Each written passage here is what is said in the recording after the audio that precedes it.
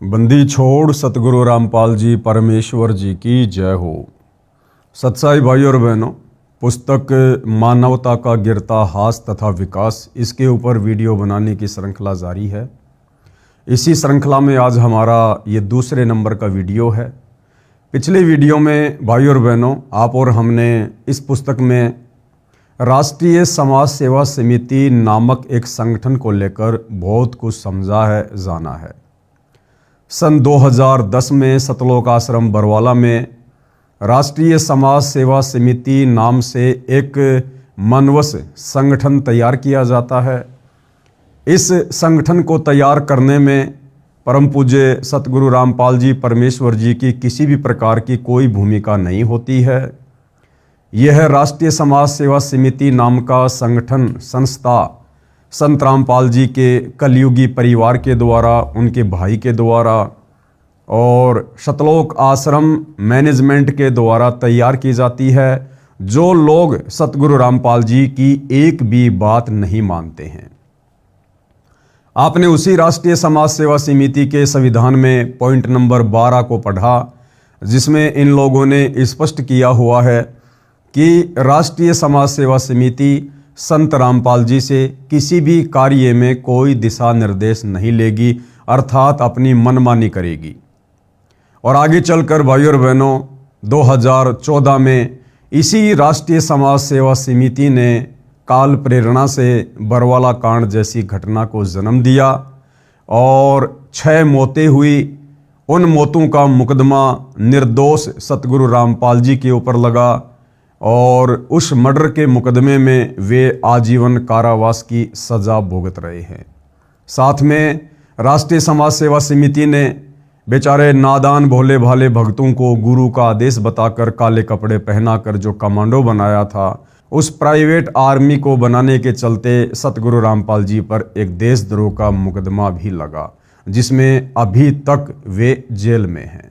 तो भाई और बहनों, कहने का मतलब है उसी राष्ट्रीय समाज सेवा समिति ने, उन सदस्यों ने ये पुस्तक मानवता का गिरता हास तथा विकास इसको लिखा है।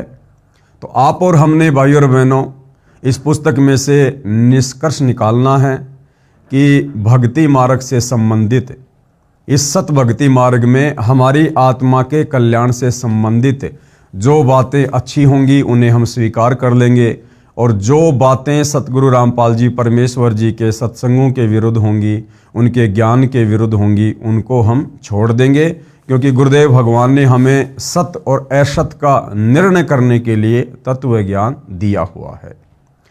तो राष्ट्रीय समाज सेवा समिति वाले क्या कुछ इस पुस्तक में नियम और मर्यादाओं के विषय में लिख रहे हैं, जिन नियम और मर्यादाओं को खुद सतगुरु रामपाल जी परमेश्वर जी के परिवार वाले, उनके बेटा बेटी भाई बंधु रिश्तेदार 1% भी फॉलो नहीं करते हैं।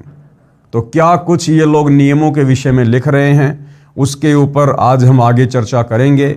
उससे पहले पूज्य गुरुदेव भगवान का आशीर्वाद प्राप्त करेंगे, परमेश्वर जी का जयकारा लगाएंगे। बंदी छोड़ सतगुरु रामपाल जी परमेश्वर जी की जय हो।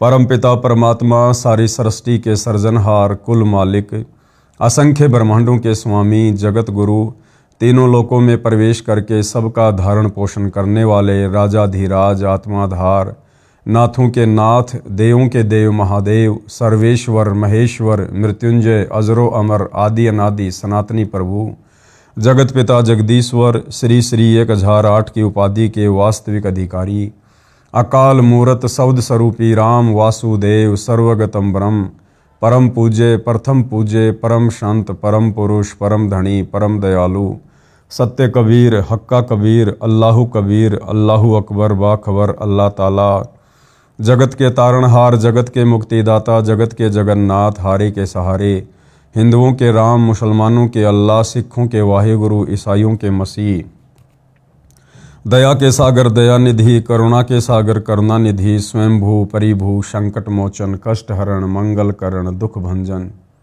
अविगत कबीर, निर्विकार निर्विषम परमात्मा, अलय अलेख सतगुरु, आदि अनादि सतगुरु, असली मर्यादा पुरुषोत्तम, असली राम, असली कृष्ण, असली घनश्याम, असली मुरारी, राजाओं के राजा, महाराजाओं के महाराजा, शहंशाहों के शहंशाह, सम्राटों के सम्राट, भगवानों के भगवान, अल्लाहों के अल्लाह, प्रभुओं के प्रभु, मसीहाओं के मसीह, सच्चे वाहिगुरु, बाबाओं के बाबा, पीरों के पीर, सेठों के सेठ, जगत सेठ, सावड़सा सेठ, सर्वगुण संपन्न, अनंत कोटि कलाओं के स्वामी, अनंत कोटि ब्रह्मांडों के नायक, योगियों में महायोगी, ध्यानियों में महाध्यानी, सिद्धों में परम सिद्ध, ज्ञानियों में तत्व ज्ञानी, ब्रह्म ज्ञानी, महाज्ञानी, परम ज्ञानी, सर्वश्रेष्ठ ज्ञानी, विज्ञानी, युवा कबीर, समर्थ कबीर, असमवात, अमित ओझा, सच्चे रहनुमा, करीम अल्लाह, सुबहान अल्लाह, दुनिया के अंतिम पैगंबर, 8 सितंबर 1951 से गांव धनाना, जिला सोनीपत, हरियाणा, भारतवर्ष की पावन भूमि पे प्रकट रियल कल की भगवान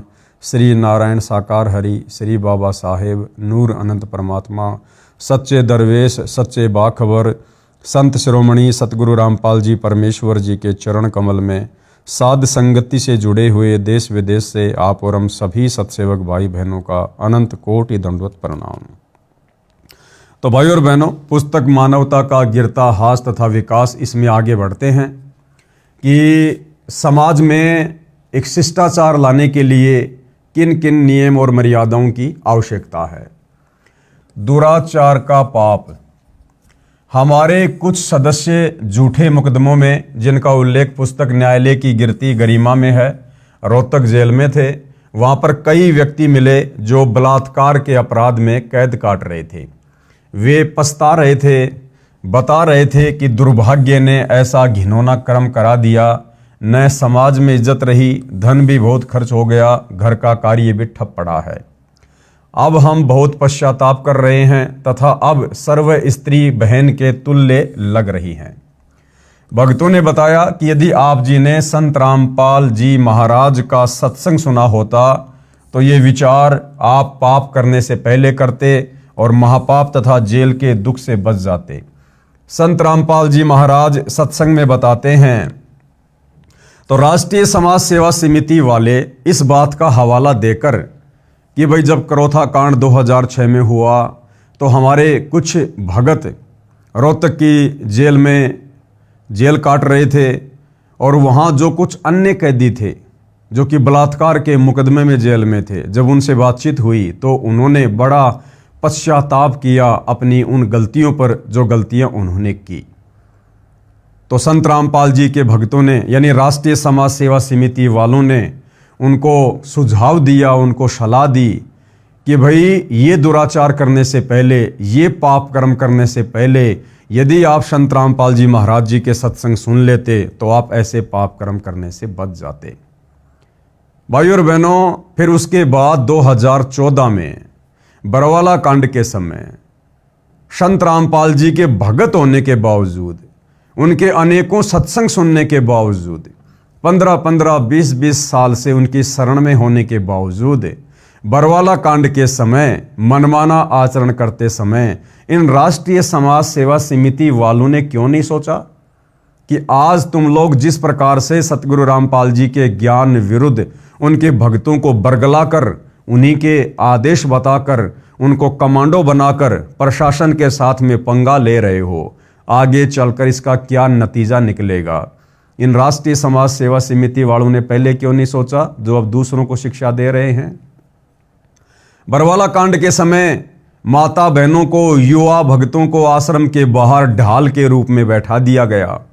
पुलिस प्रशासन और भक्तों के बीच में हिंसक झड़प हुई जिसमें 6 भक्तों की मौत हुई।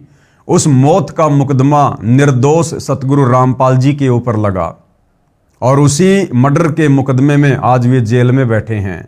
तो ये घटिया कुकर्म करने से पहले संत रामपाल जी के भगत होने के बावजूद इन सतलोक आश्रम वालों ने पहले क्यों नहीं सोचा, पहले क्यों नहीं विचार किया जो अब दुनिया को शिक्षा दे रहे हैं। बेचारे नादान युवा भक्तों को संत रामपाल जी का आदेश बताकर, काले कपड़े पहनाकर, कमांडो बनाकर पुलिस प्रशासन के सामने मरने मारने के लिए आश्रम के बाहर खड़ा कर दिया गया। पुलिस प्रशासन और भक्तों के बीच में हिंसक झड़प हुई और उस प्राइवेट आर्मी यानी कमांडो बनाने के चलते मुकदमा लगा संत रामपाल जी पर देशद्रोह का, जिस मुकदमे में वर्तमान 2026 में संत रामपाल जी जेल में बैठे हैं। तो ये सारी बातें इन राष्ट्रीय समाज सेवा समिति वालों ने, जो दुनिया वालों को शिक्षा दे रहे हैं कि कोई भी पाप कर्म करने से पहले संत रामपाल जी के सत्संग सुन लेते तो ऐसा पाप कर्म ना करते। फिर 2014 बरवाला कांड में इन लोगों ने वही पाप कर्म क्यों किए, मनमाने आचरण क्यों किए, इनके मनमाने आचरणों की सजा आज हमारा गुरु भुगत रहा है। तो भाइयों और बहनों, परमात्मा कहते हैं, करनी तज कथनी कथ है अज्ञानी दिन रात, कुत्ते ज्यों भौंकत फिरे सुनी सुनाई बात। संत रामपाल जी महाराज सत्संग में बताते हैं, कबीर पर नारी को देखिए बहन बेटी के भाव, कहे कबीर काम नाश का यही सहज उपाव। कि दूसरे की बहन बेटी को भी अपनी बहन बेटी और माता की दृष्टि से देखना चाहिए आयु के अनुसार। ऐसा करने से हमारे अंदर जो काम वासना है उसके ऊपर कंट्रोल होता है, और साथ में परम संत का आशीर्वाद अति आवश्यक है। यदि आपको परम संत की शरण प्राप्त नहीं है, उनका आशीर्वाद प्राप्त नहीं है, तो भाई और बहनों, कबीर जी की वाणियाँ कितना ही पढ़ लो, कितना ही दिन में इनको घोट लो, इन वाणियों का किसी प्रकार से कोई असर स्त्री या पुरुष के ऊपर नहीं होना है। दुराचारी को दंड। राष्ट्रीय समाज सेवा समिति वाले आगे क्या बता रहे हैं कि दुराचारी व्यक्ति को किस प्रकार से दंड दिया जाना चाहिए। सर्व मानव समाज से राष्ट्रीय समाज सेवा समिति की प्रार्थना है कि बलात्कार करने वाले तथा स्त्रियों से छेड़छाड़ करने वाले का कठोर कानून है, जिसके तहत जमानत भी नहीं होती है, 15 वर्ष की कैद भी काटनी पड़ती है। बुराइयों से बचने तथा अपनी संतान को अच्छे संस्कार युक्त करने के लिए संत रामपाल जी महाराज का सत्संग सुने। आत्म कल्याण, घर व शरीर में सुख तथा व्यवसाय भी निर्बाध चलता है। यानी दुराचार करने वाले व्यक्ति को कानून के अनुसार कठोर सजा दी जाती है। उसको आजीवन उम्र कैद की सजा या 15 वर्ष कैद की सजा या अन्य प्रकार से उसको यातनाएं भी दी जाती है।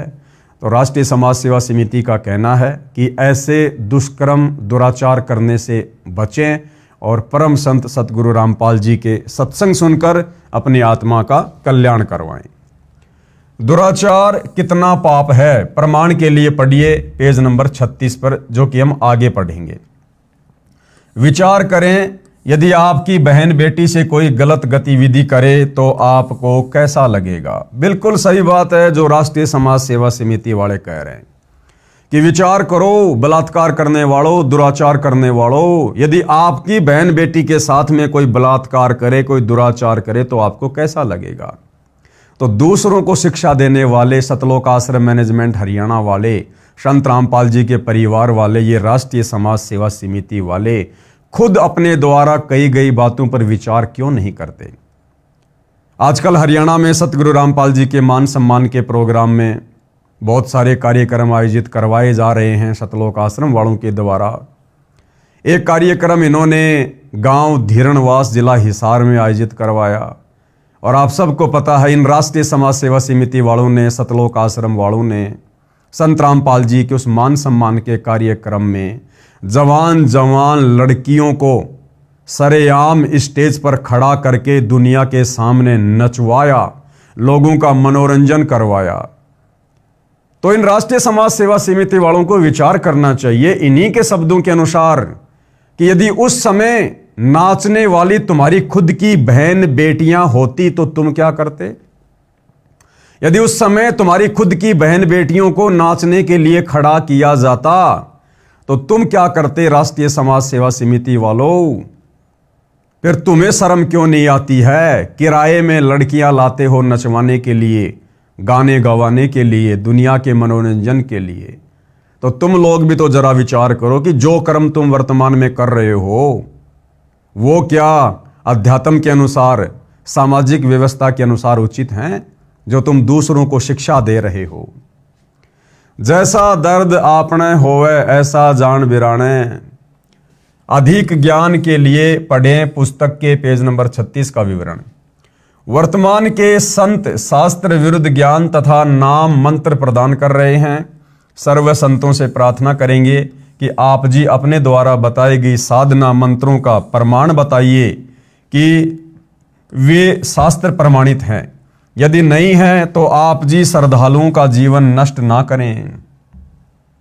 राष्ट्रीय समाज सेवा समिति वाले, सतलोक आश्रम वाले दुनिया भर के नकली संतों को क्या शिक्षा दे रहे हैं कि आप वर्तमान में जो साधना भगत समाज को बता रहे हैं, सुमरण करने के लिए जो मंत्र दे रहे हैं, आप इनका कोई शास्त्रों से प्रमाण दीजिए, अन्यथा लोगों के जीवन को बर्बाद ना कीजिएगा।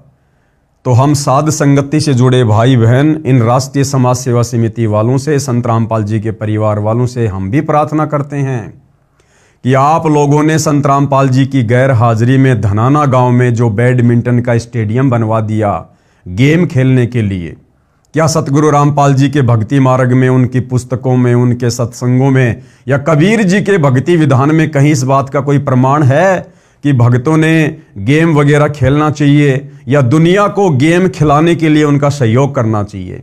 क्योंकि भक्ति मार्ग में गलत काम करना या दूसरों से करवाना या करने में सहयोग देना सब महापाप के समान है। तो आप सतलोक आश्रम वालों ने जो गांव धनाना में बैडमिंटन का स्टेडियम बनवा कर दे दिया गांव वालों को, क्या ये उचित है? किसी शास्त्र में इसका कोई प्रमाण है? आप सतलोक आश्रम वालों ने परशुराम की जयंती में, जो कि आन उपासना के अंतर्गत आती है, हजारों भक्तों को बैठा दिया, क्योंकि उस दिन वहां पर हरियाणा के मुख्यमंत्री जी ने आना था। तो आप सतलोक आश्रम वालों ने लगभग 500 से 700 हरियाणा रोडवेज की बसों में भक्तों को बैठाकर परशुराम की जयंती में रोहतक के पैरावर में बैठा दिया। क्या इसका प्रमाण सतगुरु रामपाल जी के किसी सत्संग में या किसी उनके द्वारा लिखी गई पुस्तक में इस बात का प्रमाण है कि भक्तों ने किसी भी महापुरुष की रैली में या किसी भी महापुरुष की जयंती पर या किसी भी महापुरुष के धाम पर, जो कि काल के द्वारा भेजे गए हैं, वहां जाने का कोई विधान है क्या? फिर आप लोगों ने परशुराम की जयंती में परशुराम के धाम पर संत रामपाल जी के भक्तों को क्यों बैठाया? क्यों उनकी मर्यादा तोड़वाई? क्या कहीं इस बात का कोई उल्लेख है? बताइए। आप लोगों ने राजस्थान के गैंगस्टर आनंदपाल सिंह की सीबीआई जांच के समर्थन में राजस्थान के अजमेर में और हरियाणा के भिवानी में राजपूत करणी सेना की रैली में हजारों संत रामपाल जी के भक्तों को बैठाया, उनकी मर्यादा तोड़वाई, उनके दान धर्म का पैसा चंदे के रूप में दिया। क्या इस बात का प्रमाण, कोई उल्लेख संत रामपाल जी के सत्संगों में है कि भक्तों ने गुंडों की सीबीआई जांच का समर्थन करना चाहिए? अरे तो राष्ट्रीय समाज सेवा समिति वालों, दुनिया को उपदेश देने से पहले आप भी तो विचार करो कि आप लोग खुद संत रामपाल जी के भक्ति मार्ग के विरुद्ध खड़े होकर क्या क्या कुकर्म कर रहे हो। यदि नहीं है तो आप जी श्रद्धालुओं का जीवन नष्ट ना करें। उनसे कह दें कि हमारी भक्ति विधि मोक्षदायक नहीं है। वास्तविक भक्ति विधि संत रामपाल जी महाराज सतलोक आश्रम बरवाड़ा, जिला हिसार, हरियाणा के पास है। अपने सिर से शिष्यों का भार उतारो। ठीक इसी प्रकार यदि हमारे द्वारा बताई गई किसी भी बात का प्रमाण, जो कुकर्म तुम राष्ट्रीय समाज सेवा समिति वालों ने संत रामपाल जी की गैर हाजिरी में वर्तमान में किए हैं, संगत से करवाए हैं, यदि तुम्हारे पास भी कोई साक्ष्य नहीं है, कोई प्रमाण नहीं है, तो भैया तुम भी अपने सिर से भार उतार दो। सभी संगत वालों से, सभी भक्तों से हाथ जोड़कर कह दो कि भाई हम राष्ट्रीय समाज सेवा समिति वालों के पास, सतगुरु रामपाल जी के परिवार वालों के पास संगत का मार्गदर्शन करने के लिए कुछ भी नहीं है। हम लोगों ने बहुत सारी गलतियां की, तुम लोगों की मर्यादा तोड़वाई, और भाई आप ऐसा करो, सारे के सारे भगत, सारे के सारे सतलोक आश्रमों में आने वाले श्रद्धालु साध संगति के वीडियो देखना शुरू कर दो, ज्ञान को आधार बनाओ। तो भाई इस प्रकार से आप लोग भी संगत का जो भार आप लोगों ने उनकी मर्यादा तोड़वा कर, भक्ति विरुद्ध कर्म करवा कर जो भार अपने सिर पर चढ़वा लिया है, आप भी जरा उस भार को हल्का कर दो, वरना भोगने में फिर बड़ी पीड़ा का सामना करना पड़ेगा। शास्त्र प्रमाणित भक्ति जानने के लिए कृपया पढ़िए पुस्तक ज्ञान गंगा तथा देखिए टीवी चैनल साधना शाम को 7:45 पर। आगे राष्ट्रीय समाज सेवा समिति वाले बताते हैं कि और क्या क्या नियम हैं। चोरी, जुआ आदि अपराध करने से मानव को अध्यात्म ज्ञान के आधार से बचाना। कबीर मांस बखे और मद पीवे और धन वेश्या से खाए, जुआ खेले चोरी करे वो अंत समूला जाए। जो व्यक्ति मांस खाते हैं और शराब पीते हैं या किसी भी प्रकार का नशा करते हैं और लड़कियों से वेश्यावृत्ति करवाकर धन कमाते हैं, जुआ खेलते हैं और चोरी करते हैं, कबीर परमेश्वर कहते हैं अंत में उनका सर्वनाश होता है, उनका सत्यानाश होता है। चोर सदा दुखी रहता है। एक चोर ने एक भगत किसान का बैल चुरा लिया। किसान के पास एक ही बैल था। परमेश्वर कबीर जी उस किसान के गुरुजी थे। बैल के चोरी होने की बात जब किसान ने गुरुजी को बताई तो परमेश्वर कबीर जी ने कहा, बच्चा परमात्मा पर विश्वास रख, सब ठीक हो जाएगा। कबीर सत मत छोड़े सूरमा, सत छोड़े पत जाए, और सत के बांधे लक्ष्मी फेर मिलेगी आए। देखिए भाई और बहनों, कितनी अजब गजब की शिक्षा यहाँ सतगुरु रामपाल जी परमेश्वर जी के सत्संगों में हमें मिलती है। लेकिन ये राष्ट्रीय समाज सेवा समिति वाले, सतलोक आश्रम वाले, सतगुरु रामपाल जी के बेटा बेटी, भाई बंधु रिश्तेदार इन शिक्षाओं पर 1% भी अमल नहीं करते हैं। यहाँ पर किस कथा का जिक्र कर रहे हैं कि एक बार एक किसान था जो कि कबीर परमात्मा जी का भगत था। क्योंकि कबीर परमेश्वर समय समय पर अनेक प्रकार के चोले धारण करके, साधु संत महात्मा, जिंदा महात्मा का रूप धारण करके अपने तत्व ज्ञान का प्रचार प्रसार करने के लिए धरती पर आते रहे हैं। तो ऐसे ही कबीर परमात्मा एक संत रूप में आए हुए थे। एक किसान जो उनका शिष्य था, एक चोर ने उस किसान का, उस भगत का एक बैल चुरा लिया। ये बात उस भगत ने जाकर अपने गुरुदेव को बताई कि गुरुदेव ऐसे ऐसे रात में दास का बैल कोई चोर चुरा ले गया।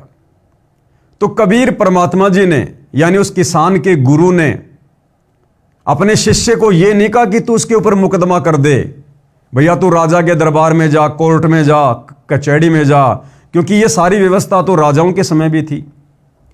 तो गुरुदेव ने क्या कहा कि भगवान पे विश्वास कर, अगर वो चोरी कर ले गया कोई बात नहीं, तू अपनी भक्ति कर और अपने भगवान के ऊपर विश्वास कर। और उस किसान भगत ने ऐसा ही किया। अब ये राष्ट्रीय समाज सेवा समिति वाले भी तो उसी कबीर भगवान के भगत हैं।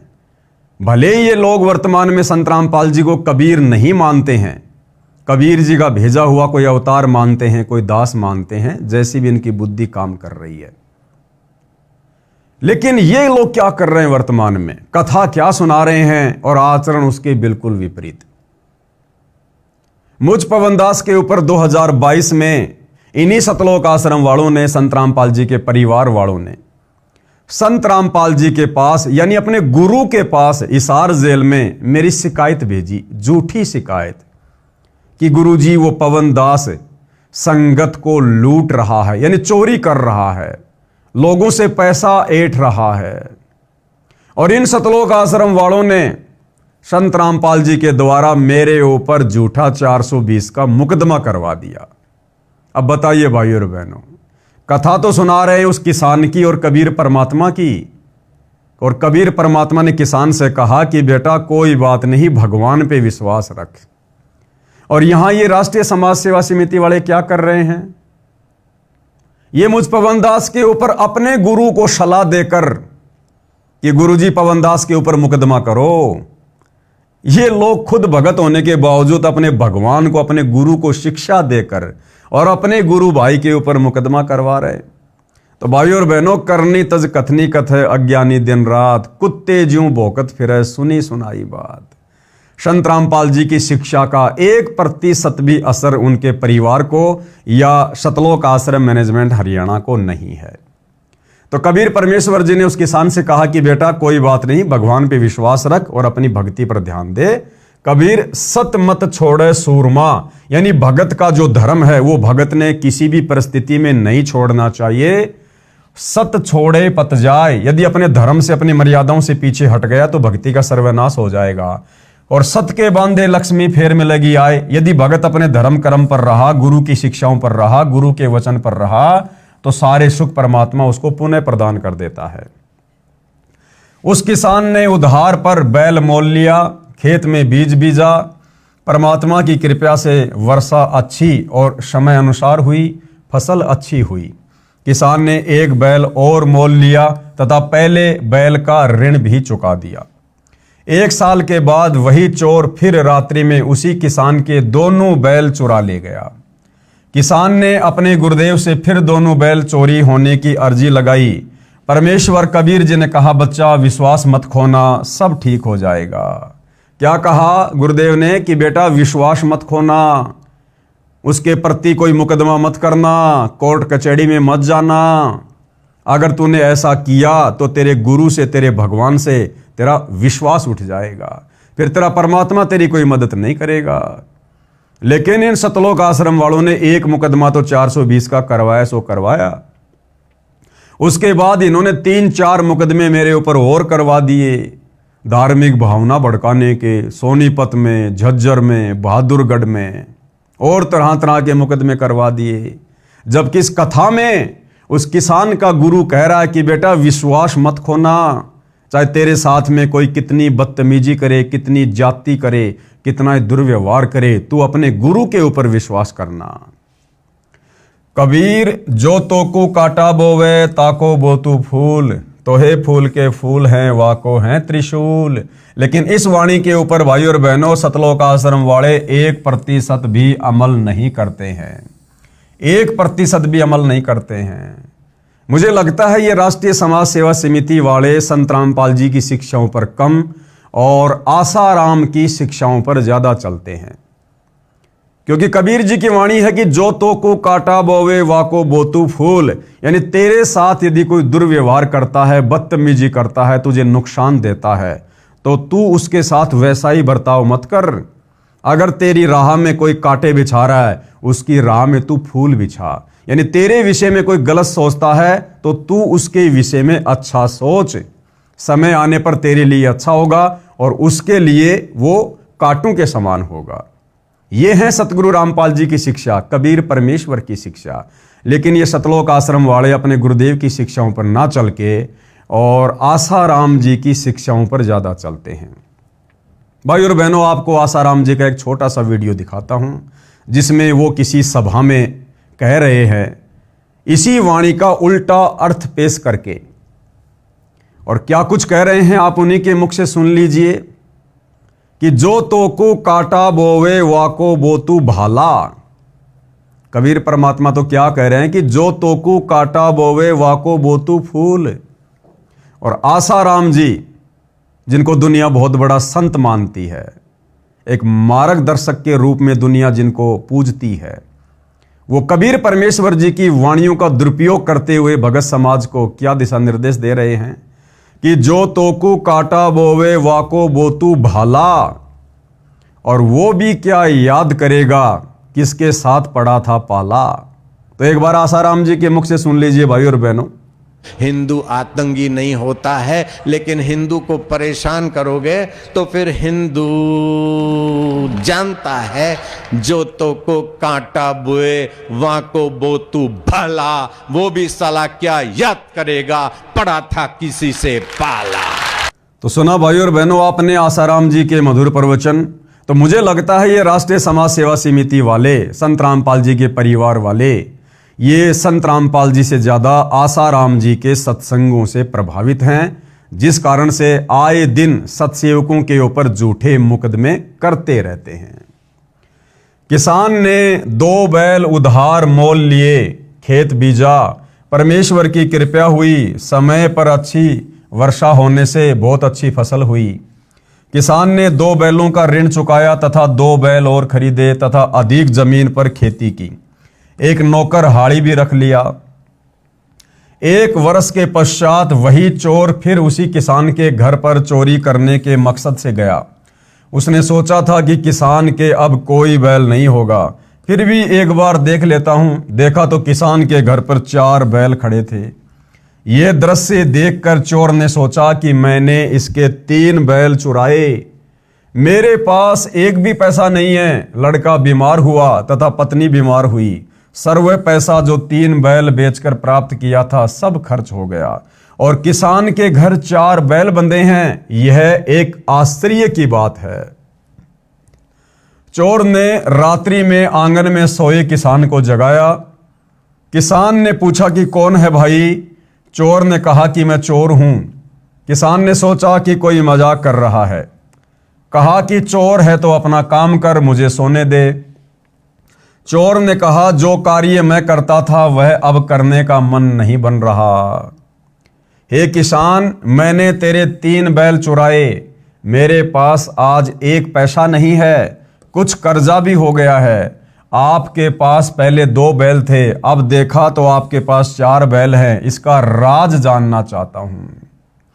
किसान ने कहा कि मैंने गुरु बना रखा है, गुरु पूरा है। उन्होंने बताया है कि जो चोरी करते हैं उनका सर्वनाश होता है। प्राणी को केवल किस्मत में लिखा ही मिलता है। यदि कोई चोरी, रिश्वतखोरी या मिलावट आदि आदि करके धन प्राप्त करता है तो वह धन उसके पास नहीं रहेगा। या तो परिवार रोगी हो जाएगा, सारा धन खर्च हो जाएगा, या स्वयं रोगी होकर सर्व पैसा खर्च करेगा। तथा चोरी करना एक घोर पाप है। चोरी वाला धन नहीं रहता, केवल पाप शेष रह जाते हैं। वह पाप जो चोरी करने से हुआ वह चोर को भोगना पड़ता है। किसी का बैल बनेगा, किसी की भैंस या गाय बनकर ऋण उतारेगा। ये सब सुनकर चोर कांपने लगा तथा कहा, हे किसान, ये सब कुछ मेरे साथ हो चुका है। यानी चोरी करने के बाद जो जो उसके दुष्परिणाम होते हैं भाई, वो सब कुछ मेरे साथ हो चुके हैं। मेरा पूरा परिवार बीमार पड़ा है, मेरे ऊपर कर्जा हो गया है, मैं भी अशांत हूं, मुझको बचाव का रास्ता बताइए। किसान ने उस चोर को गुरुजी से मिलाया तथा सर्व दास्ता सुनाई। गुरुजी ने कहा, बच्चा अच्छा है, अब भी सुधर जा, तेरे सर्व पाप परमात्मा क्षमा कर देगा। क्योंकि भाई और बहनों, जिस समय कबीर परमेश्वर स्वयं तत्वदर्शी संत के रूप में धरती पर प्रकट होते हैं, उस समय ये परमात्मा हमें किस्मत से अधिक भी देता है। लेखनी इस कबीर परमेश्वर जी के हाथ में होती है, सच्चे सतगुरु के हाथ में होती है। ये परमात्मा चाहे तो हमारे असंख्य युगों के पाप कर्मों को डिलीट कर सकता है, उनके ऊपर जो है वो क्रोश मार सकता है, उनको समाप्त कर सकता है। ये सतगुरु के हाथ में होता है। अपनी वाणी में भी परमात्मा कहते हैं कि भाई मासा घटे ना तिल बदे, विधाता लिखे जो लेख, पर साचा सतगुरु मेट कर ऊपर मार दे मेख। भक्ति कर, अपने परिवार को भी दीक्षा दिला दे। चोर ने स्वयं नाम दीक्षा ली तथा परिवार को भी नाम दीक्षा दिलाई।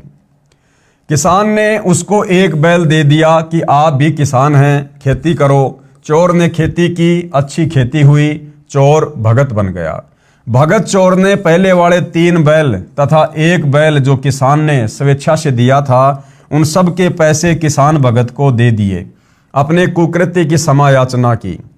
किसान ने कहा कि भगत, मुझे तो परमात्मा ने इन बैलों के पैसे उसी वर्ष दे दिए थे, आप ये सारा धन गुरुजी को दान कर दो। भगत बने चोर ने सर्व धन गुरुजी को दे दिए। गुरुजी ने भंडारा भोजन में धर्म में लगा दिया। सजनों, यदि चोरी करने से धनी बनते तो सर्व चोर ही बन जाएं। भाई अगर चोरी करने से, कुकर्म करने से, लोगों को ठगने से, रिश्वत लेने से, भ्रष्टाचार करने से अगर दुनिया धनवान बने तो आज भाई और बहनों ईमानदारी से संसार में कोई भी कार्य नहीं कर रहा होता, सारे के सारे चोर बने होते। लेकिन ऐसा नहीं होता है।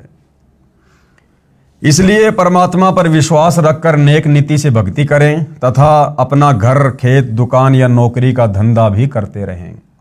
परमात्मा शास्त्र अनुकूल साधना करने वाले भगत को किसी वस्तु का अभाव नहीं रहने देता।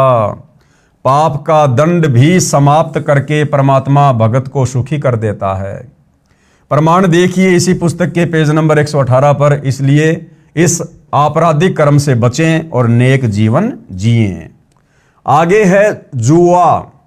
जुआ खेलना कितना हानिकारक है। जो जुआ खेलते हैं, सट्टा लगाते हैं, उनका सर्वनाश होता है।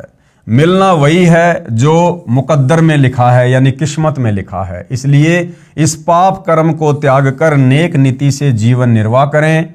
संत रामपाल जी महाराज से दीक्षा लेकर अपना जीवन धन्य करें। आगे भाई और बहनों, इस पुस्तक मानवता का गिरता हास तथा विकास में राष्ट्रीय समाज सेवा समिति वाले इस राष्ट्रीय समाज सेवा समिति के कर्तव्यों के विषय में क्या कुछ लिख रहे हैं। उपरोक्त बुराइयां समाज से निर्मूल करने के लिए हमने निम्न प्रयत्न करने हैं। भ्रष्टाचार पर रोकथाम के लिए सरकार से पत्राचार करके दृढ़ कानून बनाने के लिए प्रार्थना पत्र लिखे जाएं, अपने सुझाव भी दिए जाएं। ये तरीका भाई और बहनों भ्रष्टाचार को समाप्त करने का बिल्कुल भी संत रामपाल जी के ज्ञान के अनुसार नहीं है। देखो भाई और बहनों, समय समय पर सरकार बहुत ही कठोर कानून लागू करती रही है। ये बलात्कार, ये चोरी, ये रिश्वतखोरी, क्या ये वर्तमान में हो रही है? ये तो बहुत पहले से चलती आ रही है और समय समय पर सरकारों ने इनकी रोकथाम के लिए कड़े कानून भी बनाए। लेकिन आज आप और हम देख रहे हैं भाई और बहनों, भले ही कड़े कानून सरकार ने बना दिए, लेकिन इन कुकृत्यों के ऊपर फिर भी रोकथाम नहीं लग रही है। दिन ब दिन ये कुक्रम बढ़ते ही जा रहे हैं। तो राष्ट्रीय समाज सेवा समिति वालों का ये कहना कि लेटर वगैरह लिखकर, चिट्ठी वगैरह लिखकर सरकार को देनी चाहिए कि कड़े कानून बनाए जाएं, भ्रष्टाचार पर रोक लगाई जाए, ये समाधान भ्रष्टाचार को समाप्त करने का नहीं है। भाई और बहनों, विचार करें, जिस प्रकार से आप और हम ज़्यादातर भगत भाई बहन सतगुरु रामपाल जी की शरण में आने से पहले कितने बड़े दुराचारी थे, कितने बड़े निकम्मे थे, कितने बड़े भ्रष्टाचारी थे, कितने बड़े कुकर्मी थे। लेकिन सतगुरु रामपाल जी परमेश्वर जी की शरण में आने के बाद हमने ना तो सरकार को कोई पत्राचार करना पड़ा, ना कोई लेटर लिखना पड़ा, ना अन्य किसी प्रकार से कोई प्रयत्न करना पड़ा। और आज हमारे अंदर कितना परिवर्तन ऑटोमेटिक आ चुका है। जो कुकर्म हम किया करते थे, आज हम उन कुकर्मों के विषय में सोचकर भी परेशान हो जाते हैं, हैरान हो जाते हैं, करना तो बहुत दूर की बात है। तो ये सारा सब कुछ कैसे हुआ? इतना परिवर्तन कैसे संभव हुआ? सतगुरु रामपाल जी के सत्संग सुनकर, उनकी शरण में आकर और उनके बताए अनुसार मर्यादित सतभक्ति करने से। तो जिस प्रकार आप और हमारे अंदर परिवर्तन आया, क्योंकि हम भी इसी समाज के हिस्से हैं, इसी समाज के हिस्से थे, और जिन कुकर्मों को समाप्त करने की बात यहाँ की जा रही है, वो सारे कुकर्म कहीं न कहीं थोड़े बहुत आप और हम भी किया करते थे। तो बदलाव कैसे आया? सतभक्ति करने से, सतगुरु के आशीर्वाद से। तो इसी प्रकार भाइयों और बहनों, केवल सरकार को लेटर लिखने से, पत्राचार करने से इन वर्तमान बुराइयों के ऊपर विजय प्राप्त नहीं की जा सकती है। समय समय पर सरकारें कड़े कानून लेकर आती हैं, लेकिन फिर भी कोई विशेष बदलाव समाज में नजर नहीं आता। तो राष्ट्रीय समाज सेवा समिति वालों का ये जो तरीका है, ये बिल्कुल ज्ञान विरुद्ध है, ये गलत है। यदि समाज को ये लोग सुधारना चाहते हैं तो सबसे पहले इन राष्ट्रीय समाज सेवा समिति वालों को संत रामपाल जी के सत्संगों को गहनता से समझना होगा। उसके बाद अपने ऊपर उन सत्संगों को अमल में लाना होगा और फिर समाज को संत रामपाल जी के सत्संग सुनने का सुझाव देना होगा। क्योंकि भाइयों और बहनों, परमात्मा जी कहते हैं कि जब तक हम अपने गुरुदेव के वचनों पर अमल नहीं करेंगे तो हमारे द्वारा दिए गए सुझाव अन्य लोगों के ऊपर कारगर सिद्ध नहीं होंगे, यानी हमारे शब्दों का दूसरों के ऊपर खास प्रभाव नहीं होगा। तो राष्ट्रीय समाज सेवा समिति वालों को, संत रामपाल जी के परिवार वालों को चाहिए कि भाई दुनिया को फोकट में सुझाव देने से पहले आप लोग संत रामपाल जी के सत्संगों को गहनता से सुनिए, समझिए और पहले आप उनकी शिक्षाओं पर अमल कीजिए। पहले आप गुरुदेव की शिक्षाओं को अपने ऊपर लागू कीजिए। पहले आप एक अच्छे भगत बनिए, अच्छे नागरिक बनिए, अपने आचार विचार व्यवहार में परिवर्तन लाइए। उसके बाद आप दूसरों को शिक्षा दीजिए, और वो भी सतगुरु जी के ज्ञान के अनुसार, ना कि इस प्रकार से सरकारों को लेटर लिखने वाली। लेटर लिखने से परिवर्तन नहीं होता। भ्रष्टाचार पर रोकथाम के लिए सरकार से पत्राचार करके दृढ़ कानून बनाने के लिए प्रार्थना पत्र लिखे जाएं, अपने सुझाव भी दिए जाएं। और भाइयों और बहनों, इन राष्ट्रीय समाज सेवा समिति वालों ने सन 2014 बरवाला कांड के बाद संत रामपाल जी की लाखों की संगत से लाखों की संख्या में लेटर लिखवा कर भारत सरकार को स्पीड पोस्ट करवाए गए, कई लाखों रुपया भगत समाज का बर्बाद करवाया गया। मैं इन राष्ट्रीय समाज सेवा समिति वालों से पूछना चाहता हूं, क्या किसी प्रकार का कोई परिवर्तन हुआ? लगभग 10 से 15 लाख लेटर भगत समाज से प्रधानमंत्री के नाम लिखवाए गए थे। लाखों रुपया भगत समाज का स्पीड पोस्ट करवाकर बर्बाद करवाए गए थे। क्या तुम्हारे इस प्रकार से, इस सुझाव से क्या सरकार ने किसी भी प्रकार के कानून में कोई फेरबदल किया? तो भाई आप लोगों ने हमेशा से संगत का बिगाड़ा किया है, बिगाड़ा।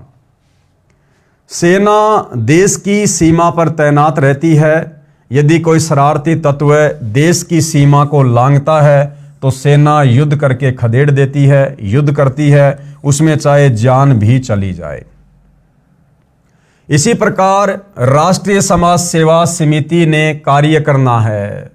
देखो कौन सी विधि से कार्य करना है। भारतीय सेना का उदाहरण दे रहे हैं कि हमने जबरन लड़ाई झगड़ा करके अगर कोई ना मानेगा तो भी हमने डंडे उठा लेने हैं। क्योंकि पहले ये लोग कह चुके हैं भाई और बहनों, पॉइंट नंबर 12 में, कि राष्ट्रीय समाज सेवा समिति संत रामपाल जी से किसी भी कार्य में कोई दिशा निर्देश नहीं लेगी। और यहां भगत समाज को क्या सुझाव दे रहे हैं? भारतीय सेना का उदाहरण देकर कि अगर कोई असामाजिक तत्व है सीमाओं को लांघने का प्रयास करेगा तो सेना उसको जबरन खदेड़ देती है। अब सेना उसको कैसे खदेड़ेगी? डंडे मारेगी, गोलियां मारेगी, तोप चलाएगी। सेना के पास तो यही उपाय है। तो कह रहे हैं इसी प्रकार से राष्ट्रीय समाज सेवा समिति वाले सदस्य करेंगे। और भाई और बहनों, इन्होंने वैसा ही किया। सन 2014 बरवाला कांड में बेचारे भोले भाले भक्तों को संत रामपाल जी के झूठे आदेशों की आड़ में कमांडो बना दिया। उनके हाथों में लठ, पत्थर, पेट्रोल, बम पकड़ा दिए। और जो प्रशासन वहां पर संत रामपाल जी को अरेस्ट करने के लिए आया था, उन प्रशासन वालों के सामने बेचारे नादान भक्तों के हाथों में डंडे देकर मरने मारने के लिए खड़ा कर दिया। यानी ये घटिया तरीका इन सतलोक आश्रम वालों ने राष्ट्रीय समाज सेवा समिति के नियम अनुसार अपनाया। अब ये तरीका कितना सही है, कितना गलत है, आप जी खुद विचार कर सकते हैं। इसी प्रकार राष्ट्रीय समाज सेवा समिति ने कार्य करना है।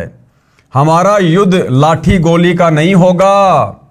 तो वही फिर बरवाला कांड में कमांडो क्यों बनाए? बरवाला कांड में भक्तों को काले कपड़े पहनाकर कमांडो बनाकर उनके हाथों में लठ, पत्थर, पेट्रोल बम, ईंटों के टुकड़े और बंदूकें देकर प्रशासन के सामने मरने मारने के लिए क्यों खड़ा किया? अगर तुम्हारा यह तरीका नहीं है तो हमारा संघर्ष कानून के अंतर्गत संवैधानिक तरीके से चलेगा। तो बरवाला कांड में भक्तों को काले कमांडो बनाकर पुलिस वालों के सामने डंडे देकर मरने मारने के लिए खड़ा करना कौन सा कानूनी तरीका था भाई?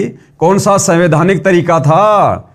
इसलिए भाई और बहनों, दास बार बार कहता है कि करनी तज कथनी कथ है अज्ञानी दिन रात, और कुत्ते ज्यों भौंकत फिरे सुनी सुनाई बात।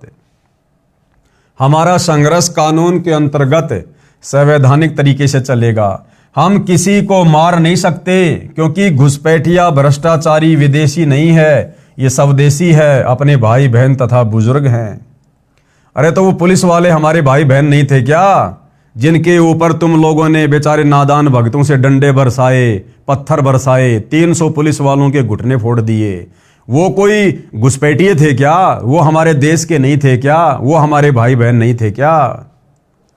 सख्त तथा उपयोगी कानून बनाने के लिए सरकार यदि सीधे सीधे नहीं मानती है तो उसके लिए यदि जेल भी जाना पड़े या समाज हित में जान भी जाए तो परमार्थ के लिए शहीद होने से भी पीछे नहीं हटेंगे।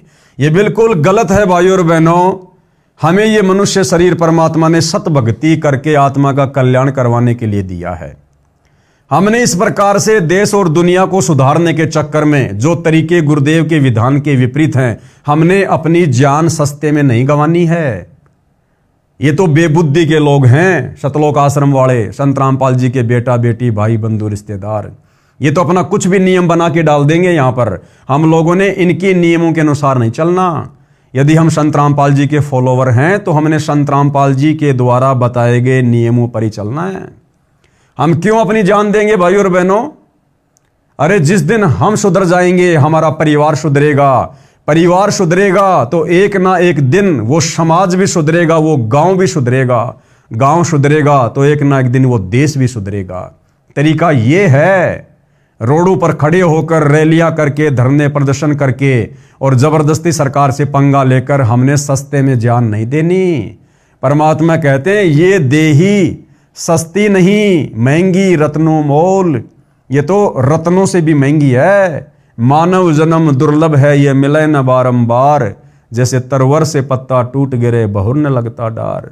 तो भाइयों और बहनों, ये जितने भी नियम बताए जा रहे हैं, ये सारे के सारे नियम इस राष्ट्रीय समाज सेवा समिति के हैं और सतगुरु रामपाल जी के ज्ञान से इनका एक भी नियम मेल नहीं खाता है। तो हम लोगों ने इस राष्ट्रीय समाज सेवा समिति अर्थात संत रामपाल जी के परिवार के अनुसार नहीं, हमने तो सतगुरु रामपाल जी के द्वारा दिखाए गए रास्ते पर चलना है। कबीर तरवर यानी वृक्ष, सरवर यानी सरोवर और संतजन और चौथा बरस में और परमार्थ के कारणे चारों धारें दे। कबीर नर संसारी लगन में दुख सह करोड़ा और परमार्थ के कारणे जितना सह उतना थोड़ा। तो ये जो वाणी है भाइयों और बहनों कबीर परमात्मा की, जिसका उल्टा अर्थ ये राष्ट्रीय समाज सेवा समिति वाले निकाल रहे हैं कि नर संसारी लगन में दुख सह करोड़ा, यहां पर सुख इन्होंने गलती से लिख दिया है। नर संसारी लगन में दुख सह करोड़ा और गुरु शरण और परमार्थ में जो सह सो थोड़ा। यानी कबीर परमात्मा कह रहे हैं कि एक सांसारिक व्यक्ति अपनी रोजी रोटी के चक्कर में, बच्चों को पढ़ाने के चक्कर में, अपनी सामाजिक व्यवस्थाओं के चक्कर में, भौतिक सुख सुविधाओं के चक्कर में, काम धंधे के चक्कर में करोड़ों दुख सहन करता है, लेकिन फिर भी हार नहीं मानता। इसी प्रकार जब हमें गुरु जी की भक्ति मिल जाए, गुरु जी की शरण प्राप्त हो जाए, तो भक्ति को सफल करने के लिए गुरु के नियमों पर चलते हुए, संघर्ष करते हुए यदि भगत ने करोड़ों दुख भी सहन करने पड़े तो भी थोड़े हैं। अरे वो सांसारिक व्यक्ति जो करोड़ों दुख सहन कर रहा है, उसको कुछ नहीं मिलना, अंत में गधा का गधा रहेगा, 84 में जाएगा, नरक भोगेगा। और हमें तो भक्ति करके सब कुछ मिलेगा, मोक्ष मिलेगा, परलोक मिलेगा। तो उसमें यदि हम कितने ही कष्ट क्यों ना सहें, वो भी थोड़े हैं। भगत ने संघर्ष करते हुए हार नहीं माननी चाहिए। इस वाणी का अर्थ तो ये है। और ये सतलोक आश्रम वाले इस वाणी का क्या अर्थ निकाल रहे हैं कि यदि सरकार सीधे सीधे हमारी बात नहीं मानेगी, भ्रष्टाचार को समाप्त नहीं करेगी, तो हम लोग अपनी जान भी दे देंगे।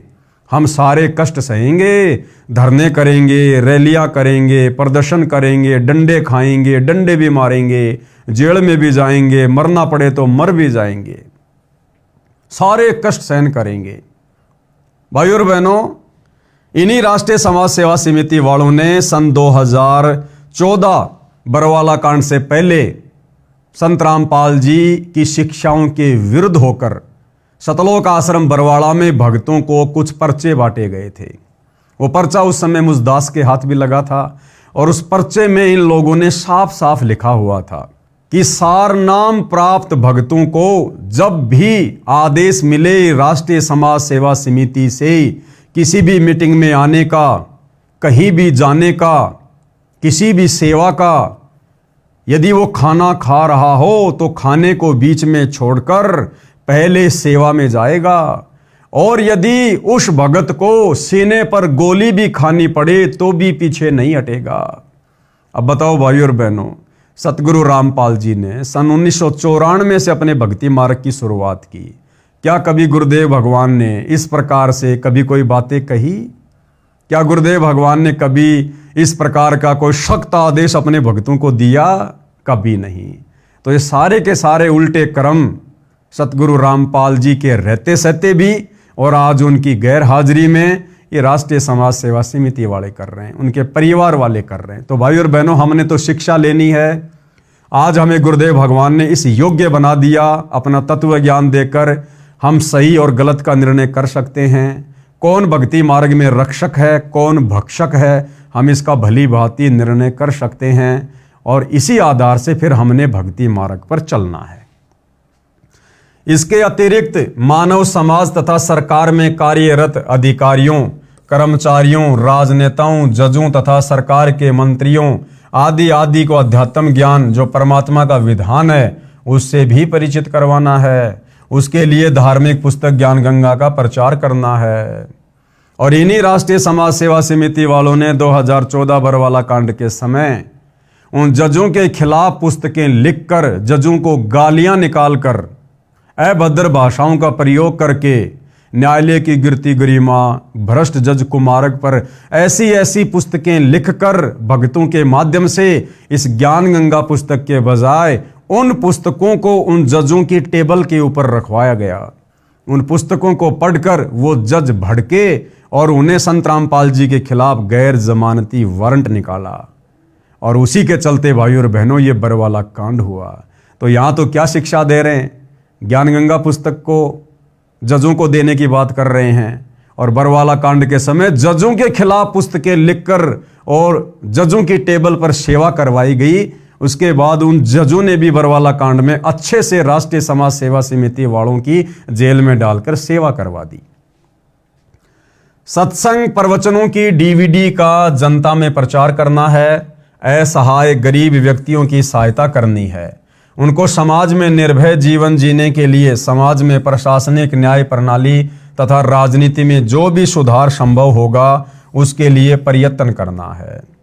देखो भाइयों और बहनों, यहाँ पर ये जो लोग लिख रहे हैं ना कि असहाय गरीब व्यक्तियों की सहायता करनी है, असहाय गरीब व्यक्तियों की सहायता हम संत रामपाल जी के भक्तों ने पैसा देकर नहीं करनी, धन देकर नहीं करनी है। ध्यान रखना, असहाय और गरीब तो एक भिखारी भी है। क्या सतगुरु रामपाल जी ने कभी उस भिखारी को पैसा देने के लिए कहा है? बिल्कुल नहीं कहा है भाइयों और बहनों। यदि कोई असहाय और गरीब आपके घर पर आ जाता है, आप उसको खाना खिलाइए। उसके कपड़े फटे पुराने हैं तो आप उसको पहने हुए कपड़े दीजिए, नए कपड़े भी नहीं देना आपने बिल्कुल भी। अगर वो उनको बेच के उन पैसों का दुरुपयोग करेगा वो दोष भी हमें लगेगा। तो गुरुदेव भगवान तो हमें इस कदर सावधानियां बता रहे हैं और ये राष्ट्रीय समाज सेवा समिति वाले सीधा सीधा कह रहे हैं कि गरीब और असहाय व्यक्तियों की सहायता करनी है, लेकिन ये नहीं लिखा कि किस प्रकार से सहायता करनी है। लेकिन इनका मकसद वही है भाइयों और बहनों, जिस प्रकार ये वर्तमान में अन्नपूर्णा मुहिम के तहत लोगों के 15-15 लाख के मकान बनवा रहे हैं, फ्री में लोगों के घरों में राशन डलवा रहे हैं, तो ये तरीका भक्ति मार्ग के अनुसार नहीं है। हमने इस प्रकार से यदि लोगों को फ्री में बांटना शुरू कर दिया तो भाइयों और बहनों वो भार उन लोगों का हम भक्तों के ऊपर चढ़ेगा और हमारा भार भी उन लोगों के ऊपर चढ़ेगा और ये काल हमें कभी भी मोक्ष का मार्ग नहीं देगा। जिस किसी को परमार्थ के लिए किए जाने वाले संघर्ष से डर लगे वह इस समिति का सदस्य ना बने। भाई बिल्कुल मत बनना भाइयों और बहनों। हम तो सतगुरु रामपाल जी के भगत बन गए, हमारे लिए तो वो ही बहुत कुछ है और इसमें सब कुछ आ जाएगा। सतगुरु रामपाल जी की भक्ति में परमार्थ भी आ गया, स्वार्थ भी आ गया, आत्म कल्याण भी आ गया, सब आ गया भाई। परमात्मा कहते हैं जप तप संयम साधना सब सुमरण के माही और कबीरा जाने राम जन सुमरण सम कछु नाही। और गुरुदेव कहते हैं गुरु सेवा में फल सर्वस आवे, गुरु विमुख नर पार न पावे। तो भाई सतगुरु की सच्ची सेवा यानी उनकी भक्ति करना, उनकी मर्यादा में रहना, भाई इसमें सब कुछ आ गया, परमार्थ भी आ गया और भगत के आत्म कल्याण वाला स्वार्थ भी आ गया। तो भाई हमें तो राष्ट्रीय समाज सेवा समिति का सदस्य सौपन में भी नहीं बनना है भाई। हम तो सतगुरु रामपाल जी के भगत बन गए, हमारे लिए तो यही काफी है। परमार्थ के लिए मृत्यु उपरांत अपने शरीर के अंग दान कर सकते हैं और उसी आधार से वर्तमान में भाइयों और बहनों भगत समाज से ये राष्ट्रीय समाज सेवा समिति वाले करवा रहे हैं। रक्तदान करके रोगियों तथा घायलों की सहायता करें। नहीं भाइयों और बहनों, चाहे रक्तदान हो, चाहे देह दान हो या किसी भी प्रकार का दान हो, सतगुरु रामपाल जी ने बताया कि दान केवल सुपात्र को किया जाता, सुपात्र को, कुपात्र को नहीं किया जाता। तो हम क्यों अपना रक्त व्यर्थ में उन कुपात्रों को दान करें जो भक्ति के निकट भी नहीं है। आज ये राष्ट्रीय समाज सेवा समिति वाले जगह जगह रक्तदान का, देह दान का कैंप लगा रहे हैं। अरे जिन लोगों को वो रक्तदान दिया जा रहा है, देह दान दिया जा रहा है, क्या वो सुकर्मी इंसान है? क्या वो व्यक्ति किसी भी प्रकार का नशा नहीं करता है? क्या वो व्यक्ति सतगुरु रामपाल जी से उपदेश लेकर उनकी भक्ति करता है? फिर भला ऐसे कुपात्रों को भाई और बहनों हम क्यों अपना रक्त दान दें, क्यों हम अपना देह का दान करें? अब मान लीजिए कोई व्यक्ति बीमार है और आप भगत हैं, आपने उसको रक्त दान कर दिया और भाई और बहनों वो व्यक्ति फिर से स्वस्थ होकर शराब पीने लगेगा, मांस खाने लगेगा, उल्टे कार्य करने लगेगा, आन उपासना करने लगा, तो आपने अपना वो दान कुपात्र को दे दिया और आपके रक्त से पुनः जीवित होकर वो जितने भी कुकर्म करेगा उसका भोग उसी अनुपात में आपको भी भोगना पड़ेगा। यहां पर राष्ट्रीय समाज सेवा समिति वाले दे दान की बात कर रहे हैं, जो कि सतगुरु रामपाल जी के भक्ति विधान और नियमों के विपरीत है। भाई भगत को तो दे दान की जरूरत नहीं पड़ेगी। अरे जो भगत है, मर्यादा में है, भक्ति कर रहा है, उसका अंग परमात्मा सुरक्षित रखेगा, ठीक रखेगा। वेदों में लिखा अगर साधक मृत्यु को प्राप्त हो जाए तो भी परमात्मा जीवित करके 100 साल की उम्र प्रदान कर दे। वेदों में लिखा कि ए भगत, हे साधक, अगर तेरा कोई अंग भी खराब हो गया, तेरी आंखें भी खराब हो गई, तो भी मैं तुझे नया जीवन दूंगा, नई आंखें दूंगा। तो भक्ति करने वाले भगत को तो किसी प्रकार के अंग की जरूरत नहीं है। अब रहे कौन? वो लोग जो भक्ति नहीं कर रहे, तो उन भक्तों को हम क्यों अपना रक्त दान करें, क्यों अपना अंग दान करें? जो भक्ति नहीं करता है, मान लीजिए किसी का गुर्दा खराब हो गया। अब गुर्दा ज्यादातर खराब किसका होता है? जो लोग शराब पीते, नशा करते हैं। पैसे वाला व्यक्ति है, डॉक्टर के पास गया, डॉक्टर से कहा कि डॉक्टर साहब देखिए क्या हो गया। डॉक्टर ने कहा भैया आपका गुर्दा चेंज करना पड़ेगा, 10 लाख रुपए लगेंगे। आप नादान भक्तों ने इन राष्ट्रीय समाज सेवा समिति वालों के कहने पर अपने अंग दान कर दिए। मरने के बाद आपका गुर्दा निकाल लिया गया और आपका गुर्दा हॉस्पिटल में रख दिया गया। उधर से उस व्यक्ति ने, जो भक्ति नहीं करता है, शराब पी पी के गुर्दा खराब कर लिया, 10 लाख रुपए डॉक्टर को देकर और उसने नया गुर्दा लगवा लिया। अब क्या होगा भाई और बहनों? आपको डबल नुकसान हो गया, डबल नुकसान। क्योंकि आपने गुरुदेव की मर्यादाओं के विरुद्ध अंग दान किया, तो मोक्ष तो आपका होना नहीं, आपको पुनः नया जीवन मिलेगा। क्योंकि आप भगत हो, मंत्रों का जाप कर रहे हो, 84 में तो नहीं जाओगे, आपको पुनः मनुष्य जीवन मिलेगा। लेकिन आपने अपना जो अंग दान किया और उस अंग दान के चलते जो आपका अंग दान, वो गुर्दा 10 लाख रुपए में बेचा गया। अब सबसे पहले तो वो डॉक्टर उस 10 लाख रुपए का दुरुपयोग करेगा। फिर जिस व्यक्ति को नया गुर्दा लगा दिया गया, अब वो व्यक्ति स्वस्थ हो गया। जो पहले शराब पिया करता था, अब उसको चिंता नहीं है, वो फिर से शराब पीनी शुरू कर देगा कि अब कम से कम 8-10 साल और जीऊंगा। और फिर भी गुर्दा खराब हो गया तो डॉक्टर को 10 लाख रुपए दे के फिर से लगवा लूंगा। तो भगत को डबल प्रकार से काल ने चोट मार दी, डबल प्रकार से उसके कर्म बिगड़ते ही रहेंगे। तो भाई और बहनों, ये रक्तदान करना, दे दान करना, देखो भगत को तो इनकी आवश्यकता है नहीं। भगत तो भक्ति करेगा, परमात्मा उसको स्वस्थ रखेगा। और जो आम समाज के नागरिक हैं, जो भक्ति नहीं करते, वो यदि बीमार हैं, तो भाई और बहनों उनको परमात्मा से जोड़ो। सतगुरु रामपाल जी का ज्ञान समझाकर उनको दीक्षा दिलवाओ। फिर आपको ना तो रक्तदान की जरूरत पड़ेगी, ना दे दान की जरूरत पड़ेगी। जब वो नाम दीक्षा लेकर संत रामपाल जी के पास जाएगा, अपनी व्यथा बताएगा, तो आप और हम भाई बहन इंटरव्यू में क्या देखते हैं? मैं बहुत बीमार था, मेरा गुर्दा खराब था, मैं कैंसर का रोगी था, डॉक्टर ने कहा था कि तू मरेगा, नहीं बचेगा। जैसे ही मैंने संत रामपाल जी से नाम लिया, उनके पास गया, गुरुदेव ने आशीर्वाद दिया, उसी समय मैं स्वस्थ हो गया। तो क्यों ना हम ये तरीका अपनाएं? ना अपनी दुर्गति करवाने की जरूरत पड़ेगी, ना गुरु का वचन तोड़ने की जरूरत पड़ेगी। तो भाई और बहनों, हमने अपने गुरुदेव के दिखाए रास्ते अनुसार चलना है। इन राष्ट्रीय समाज सेवा समिति सतगुरु रामपाल जी के मंदबुद्धि परिवार के दिखाए रास्ते पर नहीं चलना है। तो भक्ति मार्ग में दे दान करना, रक्तदान करना, यह किसी भी प्रकार से उचित नहीं है। समिति का सदस्य बनने के लिए शर्तें। अब राष्ट्रीय समाज सेवा समिति वाले क्या कह रहे हैं कि यदि आपने इस समिति का सदस्य बनना है तो हमारे कुछ नियम हैं, कुछ शर्तें हैं। अब भाई और बहनों, अभी तक की वीडियो में आपको समझ में आ गया होगा कि हम तो भाई सौपन में भी ऐसी समिति का सदस्य नहीं बनने वाले हैं। बाकी जो बनना चाहे तो उन लोगों के लिए क्या क्या नियम है सुन लीजिएगा।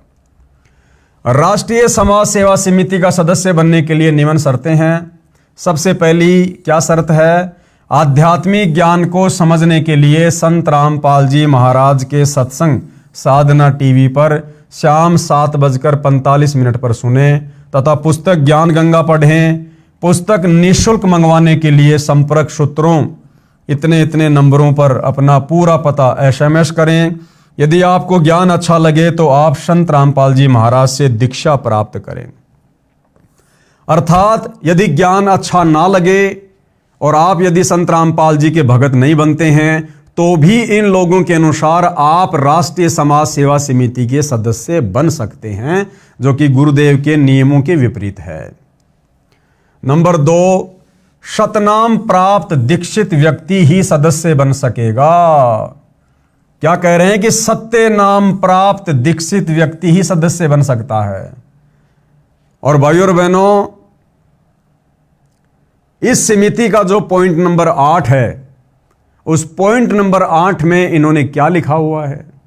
यहां तो क्या कह रहे हैं कि जो व्यक्ति संत रामपाल जी से उपदेश लेकर और शतनाम प्राप्त कर लेगा, वो व्यक्ति राष्ट्रीय समाज सेवा समिति का मेंबर बनेगा, सदस्य बनेगा। और पॉइंट नंबर 8 में क्या लिखा इन्होंने कि कोई भी व्यक्ति जिसने नाम दीक्षा नहीं ले रखी है वो भी सदस्य बन सकता है। ये नियम नंबर 8 है। राष्ट्रीय समाज सेवा समिति का पदाधिकारी केवल शतनाम प्राप्त भगत ही बन सकता है। सदस्य बिना नाम लिए हुए भी बन सकता है, जो समिति के नियमों को पूर्ण तौर से पालन करेगा। अर्थात इन राष्ट्रीय समाज सेवा समिति वालों ने काल प्रेरणा से इस राष्ट्रीय समाज सेवा समिति के अंदर, जिसने बरवाला कांड में मुख्य भूमिका निभाई है, इस समिति में भाइयों और बहनों संत रामपाल जी के परिवार वालों ने बाहर के लोगों की भी एंट्री करवाई। यानी जो लोग भगत नहीं थे उन लोगों को भी राष्ट्रीय समाज सेवा समिति से जोड़ा गया। करनी तज कथनी कथय अज्ञानी दिन रात, कुत्ते ज्यों भौंकत फिरे सुनी सुनाई बात।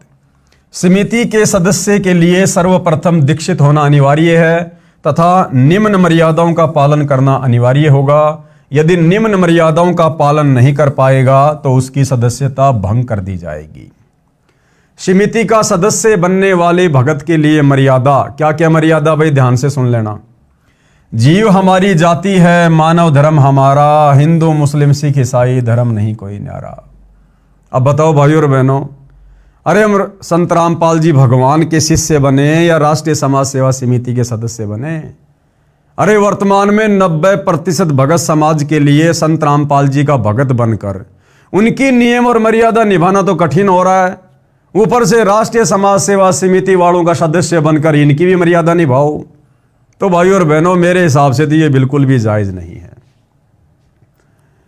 प्रिय भक्तजनों, आज से लगभग 5000 वर्ष पहले कोई भी धर्म या अन्य संप्रदाय नहीं था।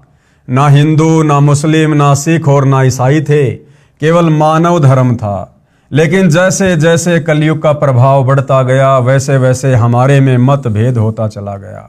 कारण सिर्फ यही रहा कि वर्तमान धार्मिक कुल गुरुओं द्वारा शास्त्रों में लिखी हुई सच्चाई को दबा दिया गया। कारण चाहे स्वार्थ हो या ऊपरी दिखावा, जिसके परिणाम स्वरूप आज एक मानव धर्म के 4 धर्म और अन्य संप्रदाय बन चुके हैं, जिसके कारण आपस में मतभेद होना स्वाभाविक ही है। सभी का प्रभु भगवान राम, अल्लाह, रब, गॉड, खुदा, परमेश्वर एक ही है। ये भाषा भिन्न पर्यायवाची शब्द हैं। सभी मानते हैं कि सबका मालिक एक है, लेकिन फिर भी ये अलग अलग धर्म संप्रदाय क्यों? समाधान तथा कारण जानने के लिए कृपया पढ़िए पुस्तक ज्ञान गंगा। ये बात बिल्कुल ठीक है कि सबका मालिक रब, खुदा, अल्लाह, गॉड, राम, परमेश्वर एक ही है, जिसका वास्तविक नाम कबीर है और वह अपने शतलोक शतधाम सचखंड में मानव सदृश्य स्वरूप में आकार में रहता है। लेकिन अब हिंदू तो कहते हैं कि हमारा राम बड़ा है, मुस्लिम कहते हैं कि हमारा अल्लाह बड़ा है, ईसाई कहते हैं कि हमारा ईसा मसीह बड़ा है और सिख कहते हैं कि हमारे गुरु नानक साहिब जी बड़े हैं। ऐसे कहते हैं जैसे 4 नादान बच्चे कहते हैं कि ये मेरा पापा, दूसरा कहेगा ये मेरा पापा है तेरा नहीं है, तीसरा कहेगा ये तो मेरा पिताजी है जो सबसे बड़ा है, और फिर चौथा कहेगा कि अरे नहीं नादानो, ये है मेरा डैडी है, तुम्हारा नहीं है, जबकि उन चारों का पिता वही एक ही है। इन्हीं नादान बच्चों की तरह आज हमारा मानव समाज लड़ रहा है। कोई कहे हमारा राम बड़ा है, कोई कहे खुदाई रे, कोई कहे ईसा मसीह बड़ा, ये बाटा रहे लगाई रे। जबकि हमारे सभी धार्मिक ग्रंथों व शास्त्रों में उस एक प्रभु मालिक रब खुदा अल्लाह राम साहिब गोड परमेश्वर की प्रत्यक्ष नाम लिखकर महिमा गाई है कि वह एक मालिक प्रभु कबीर साहिब है जो शतलोक में मानव सदृश स्वरूप में आकार में रहता है। वेद, गीता, कुरान, बाइबल जो 3 पुस्तकों तौरात, जबूर तथा इंजिल का संग्रह है, और गुरु ग्रंथ साहिब, ये सब लगभग मिलते जुलते ही हैं।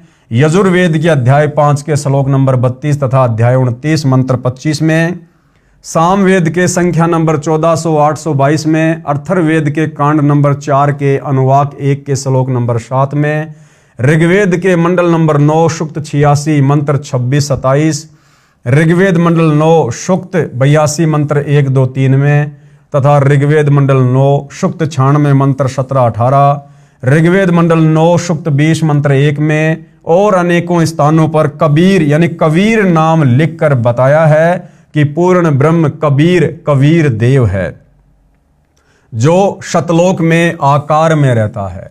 गीता जी चारों वेदों का संक्षिप्त सार है। गीता जी भी उसी सतपुरुष पूर्ण ब्रह्म कबीर की तरफ संकेत करती है। गीता जी के अध्याय 15 के श्लोक नंबर 16-17, अध्याय 18 के श्लोक नंबर 46, 62 अध्याय 8 के श्लोक नंबर 8 से 10 तथा 22 में अध्याय 15 के श्लोक नंबर 4 में उसी पूर्ण परमात्मा की भक्ति करने का संकेत किया है। श्री गुरु ग्रंथ साहिब पेज नंबर 24 पर और प्रश्न नंबर 721 तथा 731 पर नाम लिखकर धानक जुलाहा कबीर साहिब की महिमा गाई है। इसी प्रकार कुरान और बाइबल एक ही शास्त्र समझो, दोनों लगभग एक ही संदेश देते हैं कि उस कबीर अल्लाह की महिमा बयान करो जिसकी शक्ति से ये सब सृष्टि चलायमान है। कुरान शरीफ में सूरत फुरकानी नंबर 25 की आयत नंबर 52 से 59 तक में कबीरन, खबीरा, कबीरू आदि शब्द लिखकर उसी एक कबीर अल्लाह की पाकी बयान की हुई है, यानी उनकी महिमा की हुई है कि ए पैगंबर अर्थात मोहम्मद उस कबीर अल्लाह की पाकी बयान करो, यानी उसकी महिमा करो जो 6 दिन में अपनी शक्ति से सृष्टि रचकर 7वें दिन तख्त पर जा बिराजा अर्थात सतलोक में जाकर विश्राम किया। वह अल्लाह प्रभु कबीर है। इसी का प्रमाण बाइबल के अंदर उत्पत्ति ग्रंथ में सृष्टि क्रम में बाइबल के प्रारंभ में ही 7 दिन की रचना में दिया हुआ है। सभी संतों व ग्रंथों का सार यही है कि पूर्ण गुरु जिसके पास तीनों नाम हों और नाम देने का अधिकार भी हो, उनसे नाम लेकर जीव को जन्म मृत्यु रूपी रोग से छुटकारा पाना चाहिए, क्योंकि हमारा उद्देश्य आपको काल की कारागार से छुटवाकर अपने मूल मालिक कबीर देव कबीर साहिब के सतलोक को प्राप्त करवाना है। कबीर देव ने अपनी वाणी में कहा है कि एक जीव को काल साधना से हटाकर पूर्ण गुरु के पास लाकर शत उपदेश दिलाने का पुण्य इतना होता है जितना करोड़ गाय बकरे आदि प्राणियों को कसाई से छुटवाने का होता है। क्योंकि जो अबोध मानव शरीरधारी प्राणी गलत गुरुओं द्वारा बताई गई शास्त्र विरुद्ध साधना से काल के जाल में फंसा कर न जाने कितने दुखदायी 84 लाख योनियों के कष्ट को झेलता रहता है, जब यह जीवात्मा कबीर देव कबीर साहिब की शरण में पूरे गुरु के माध्यम से आ जाती है, नाम से जुड़ जाती है, तो फिर इसका जन्म तथा मृत्यु का कष्ट सदा के लिए समाप्त हो जाता है और सतलोक में वास्तविक परम शांति को प्राप्त करता है। जब तक संसार में रहेगा यहाँ भी कष्टों का निवारण होगा तथा सुखी जीवन जिएगा। भाइयों और बहनों, ये जो कुछ ज्ञान आधारित बातें हैं, जो प्रकरण है, ये सतगुरु रामपाल जी के द्वारा लिखी गई पुस्तकों से, उनके सत्संगों से इन राष्ट्रीय समाज सेवा समिति वालों ने जो का त्यों लेकर यहाँ पर लिख दिया है। अब प्रश्न आता है कि आजकल गुरु ज्यादा से ज्यादा शिष्य बनाकर अपनी योग्यता का प्रमाण दिखाते हैं, अर्थात हर कोई 4 कथा सीख लेता है और कहता है कि मैं भी नाम देता हूं, और भोली आत्माओं को काल के जाल में डाल देता है। चूंकि शास्त्रों के विरुद्ध नाम उपदेश देने वाले और जपने वाले सभी निश्चित ही नरक के अधिकारी होंगे और उनको नरक में उल्टा लटकाया जाएगा। ये कथन शास्त्र, गीता, वेद व सर्व ग्रंथ ही बताते हैं। इसी कथन को सिद्ध करने के लिए एक संक्षिप्त कथा बताता हूं। एक समय की बात है कि सभी को पता चला कि राजा परीक्षित को 7वें दिन सर्प डसेगा और उसकी मृत्यु होगी। इस बात का पता लगने पर सभी ने सोचा कि 7 दिनों तक राजा परीक्षित को भागवत की कथा सुनाई जाए, ताकि इसका यहाँ से मोह हट जाए और प्रभु के चिंतन में लग जाए, क्योंकि मरते समय जिसकी जैसी भावना होती है वह उसी को प्राप्त होता है। सभी ने कहा कि अति उत्तम है, लेकिन अब कथा करे कौन? इस प्रश्न पर प्रश्नवाचक चिन्ह लग जाता है। इस समय वहां उपस्थित सभी महर्षियों ने, यहां तक कि श्रीमद् भागवत सुधा सागर के रचयिता महर्षि वेद व्यास जी ने भी अपने आप को कथा सुनाने के योग्य नहीं समझा, क्योंकि उनको पता था कि हमारे अंदर यह समर्थता नहीं है। इसलिए क्यों एक जीव के जीवन को नष्ट करके पाप के भागीदार बने। चूंकि 7वें दिन परिणाम आना था, इसलिए 7 दिन तक कथा सुनाने की किसी की हिम्मत नहीं पड़ी, चूंकि सभी को अपनी औकात का पता होता है। देखो भाइयों और बहनों, बरवाला कांड के बाद में सतगुरु रामपाल जी के परिवार ने, इसी राष्ट्रीय समाज सेवा समिति ने काल प्रेरणा से धार्मिक धंधे के लिए जगह जगह सतगुरु रामपाल जी की एक DVD को आधार बनाकर नाम दीक्षा केंद्र खोलने शुरू किए। और आज वर्तमान में लगभग 500 से 600 नाम दीक्षा केंद्र देश विदेश में हैं। तो उस समय इन सतलोक आश्रम वालों ने, क्योंकि ये लोग नाम दीक्षा दिलवाने के अधिकारी नहीं हैं, खुद तो नाम दीक्षा देने का कोई अधिकारी है ही नहीं संत रामपाल जी के अलावा।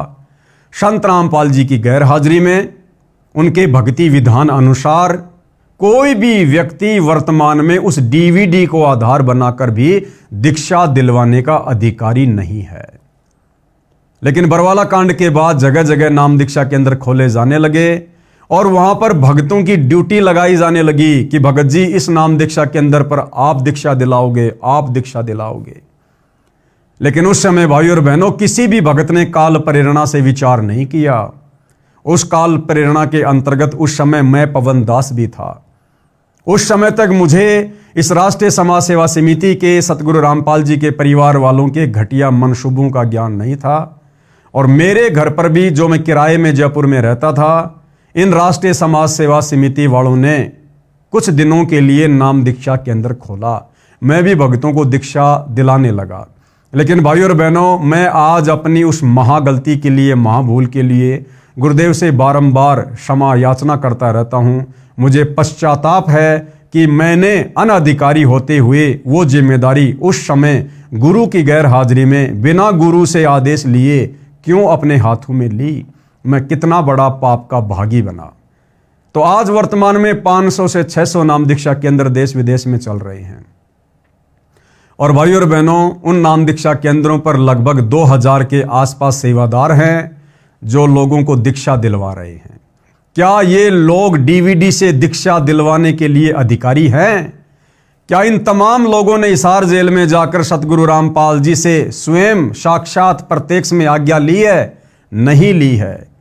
तो भाइयों और बहनों, जिस प्रकार से द्वापर युग में खुद श्री सुधा सागर लिखने वाले वेद व्यास जी ने भी कह दिया कि भैया मैं भी कथा करने के लिए अधिकारी नहीं हूं, लेकिन वर्तमान में ये सतलोक आश्रम से जुड़े भगत जो सतगुरु रामपाल जी की एक भी मर्यादा में नहीं है, जिन लोगों की तमाम मर्यादाएं 2014 बरवाला कांड के बाद इसी राष्ट्रीय समाज सेवा समिति की बातों को अधिक महत्व देने के चलते मर्यादाएं खंडित हो चुकी हैं, आज ये तमाम लोग DVD से नाम दीक्षा दिलवा रहे हैं, नाम दीक्षा केंद्र खोल कर बैठे हुए हैं, जबकि ये लोग बिल्कुल भी अधिकारी नहीं है। ये लोग उल्टा सतगुरु रामपाल जी के दोषी बन रहे हैं। लेकिन द्वापर युग में उन ऋषि महर्षियों ने समझदारी दिखाई, जो समझदारी वर्तमान में संत रामपाल जी के इन नाम दीक्षा केंद्रों पर बैठे भक्तों ने भी नहीं दिखाई। चूंकि सभी को अपनी औकात का पता होता है, स्वर्ग से सुखदेव जी को भागवत की कथा करने के लिए बुलाया गया और तब राजा परीक्षित का मोह यहां से हटा और स्वर्ग की प्राप्ति हुई। स्वर्ग में सुख भोगने के पश्चात वापस नरक में और फिर लक 84 में चक्कर काटेगा। ये यहाँ का हार्ड एंड फास्ट रूल है, अर्थात अटल नियम है। ये उपलब्धि भी 3 लोक के पूर्ण गुरु बिना प्राप्त नहीं हो सकती। यानी स्वर्ग लोक में स्थायी रूप से लंबे समय के लिए यदि निवास करना है तो भी आपको स्वर्ग लोक तक की साधना बताने वाला अधिकारी गुरु चाहिए।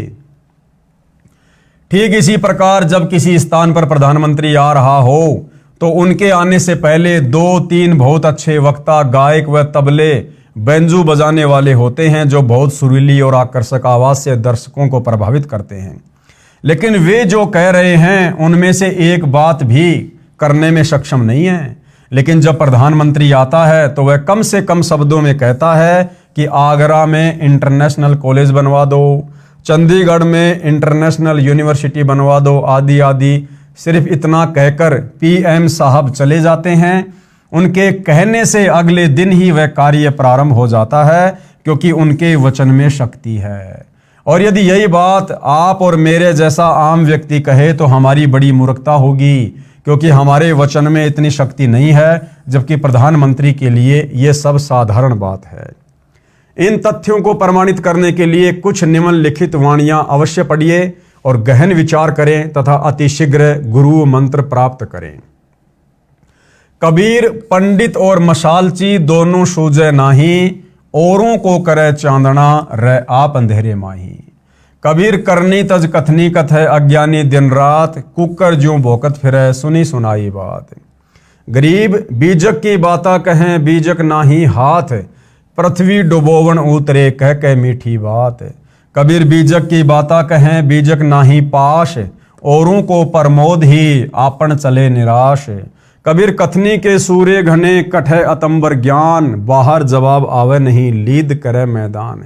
ये सारी की सारी वाणियां भाई और बहनों इन राष्ट्रीय समाज सेवा समिति के वालों पर सटीक बैठती हैं। कथा करना व नाम उपदेश देना कोई बच्चों का खेल नहीं है। तो वर्तमान में भाई तुम लोग क्यों जगह जगह नाम दीक्षा केंद्र खोलकर लोगों को उपदेश दे रहे हो, लोगों को उपदेश दिलवा रहे हो? क्यों तुम लोगों ने सतगुरु रामपाल जी की डीवीडी को नाम उपदेश की प्रक्रिया को बच्चों का खेल बना के छोड़ दिया है, जो दूसरों को उपदेश दे रहे हो? कथा करना व नाम उपदेश देना कोई बच्चों का खेल नहीं है कि ली कांख में पोथी, चलो मैं भी कथा कर देता हूं, चलो मैं भी रामायण का पाठ कर देता हूं, गीता जी का पाठ कर देता हूं, ग्रंथ साहिब का पाठ कर देता हूं। अरे फिर तुम सतलोक आश्रम वाले वर्तमान में इन सतलोक आश्रमों में क्यों 3-3 दिन का पाठ कर रहे हो भाई? तुम भगत हो, भगवान थोड़ी हो। क्या तुम गरीबदास जी की वाणियों का पाठ करने के अधिकारी हो? सतगुरु रामपाल जी अपने सत्संग में कहते हैं, एक छोटा सा सत्संग सुनाता हूं। गुरुदेव भगवान कह रहे हैं कि आदरणीय गरीबदास जी की वाणियों को पढ़ने वाला महापुरुष भी गरीबदास जी के जितना ही पाक और पवित्र चाहिए। क्या तुम सतलोक आश्रम वालों में ये योग्यता है? क्या तुम सतलोक आश्रम वाले गरीबदास जी के समान पाक और पवित्र हो, जो लेके उस ग्रंथ साहिब को और 3-3 दिन का पाठ कर रहे हो? क्या कह रहे हैं सतगुरु रामपाल जी, एक बार ध्यान से सुन लीजिएगा। और गरीबदास जी की वाणी अवदास पढ़ा रहा है, क्योंकि इसको पढ़ने वाला भी उतना ही पवित्र चाहिए जितना महापुरुष हो, परमात्मा ने जिनको ज्ञान दिया था। तो जो इस दास के मुख से जो सुनोगे उसका असर न्यारा होगा।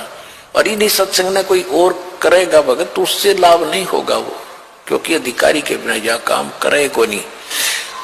और तो भाई और बहनों, सतगुरु रामपाल जी के सत्संगों के अनुसार, उनके भक्ति विधान के अनुसार कोई भी भगत आदरणीय गरीबदास जी की अमृत वाणियों का पाठ करने का अधिकारी नहीं है।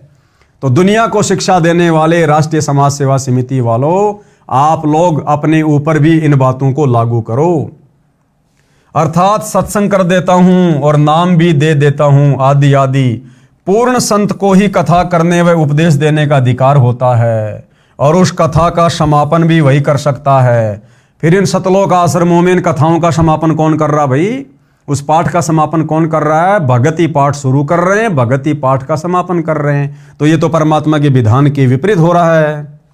चूंकि पूर्ण संत के शब्द में शक्ति होती है, जैसे सुखदेव के शब्द में थी, जैसे कोई सत्संग करे और मान लो उसमें आम की महिमा बताए कि आम बहुत मीठा होता है, फलों का राजा होता है, उसका रंग पीला होता है, और यदि कोई आकर कहे कि ला भाई आम दो, तो वह सत्संग करने वाला कहे कि मेरे पास तो आम नहीं है। फिर लेने वाला कहे कि कहाँ मिलेगा, उसको जवाब मिले कि पता नहीं, आम तो निराकार है, वह दिखाई थोड़े देता है। फिर लेने वाला कहेगा कि अरे नादान, जब तेरे पास आम है ही नहीं और न ही तेरे को ये पता कि आम कहाँ से मिलेगा, साथ में कह रहा कि वह निराकार है, तो व्यर्थ में शोर मचाता क्यों फिर रहा है। कहने का अभिप्राय यह है कि तत्व ज्ञान रहित व बिना अधिकारी कथा करने वाले और उसके मुख से सुनने वाले सभी नरक के अधिकारी होते हैं।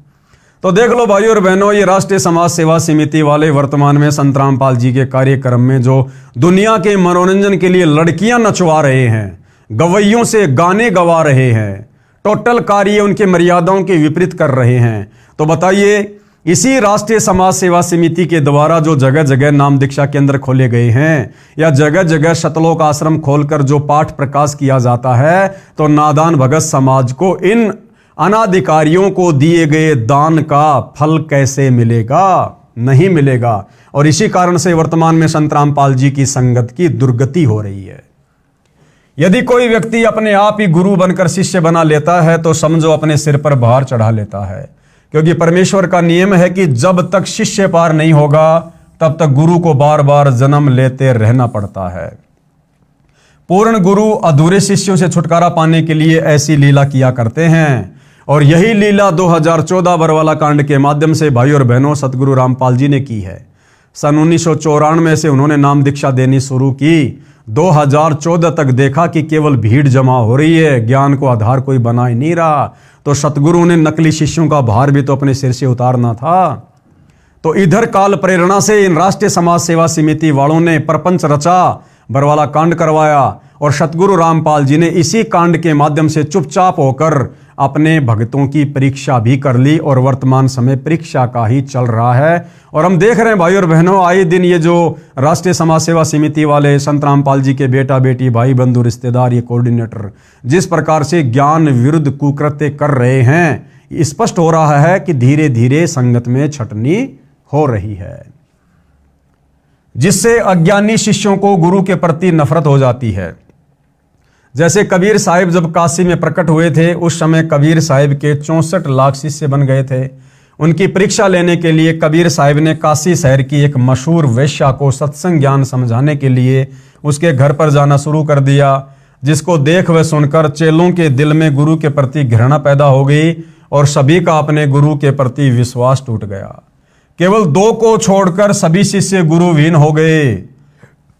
सतगुरु गरीबदास जी महाराज की वाणी में प्रमाण है, गरीब चंडाली के चौक में सतगुरु बैठे जाए, 64 लाख गारत गए यानी फैल हो गए, 2 रहे सतगुरु पाए। भड़वा भड़वा सब कोई कहे, जानत नाही खोज, दास गरीब कबीर कर्म से बांटत सिर का बोझ। हम आपसे यही प्रार्थना करना चाहते हैं कि सोच विचार कर सौदा करो। राष्ट्रीय समाज सेवा समिति वाले कह रहे हैं भैया सोच समझ के सौदा करना, राष्ट्रीय समाज सेवा समिति का सदस्य सोच समझ के बनना। हम संत रामपाल जी के परिवार वालों के पीछे अंधे होकर सोच समझ के चलना। सोच समझ के आप लोगों ने अपने गुरु जी के ज्ञान को महत्व देना है या राष्ट्रीय समाज सेवा समिति की बातों को महत्व देना है। हम आपसे यही प्रार्थना करना चाहते हैं कि सोच विचार कर सौदा करो।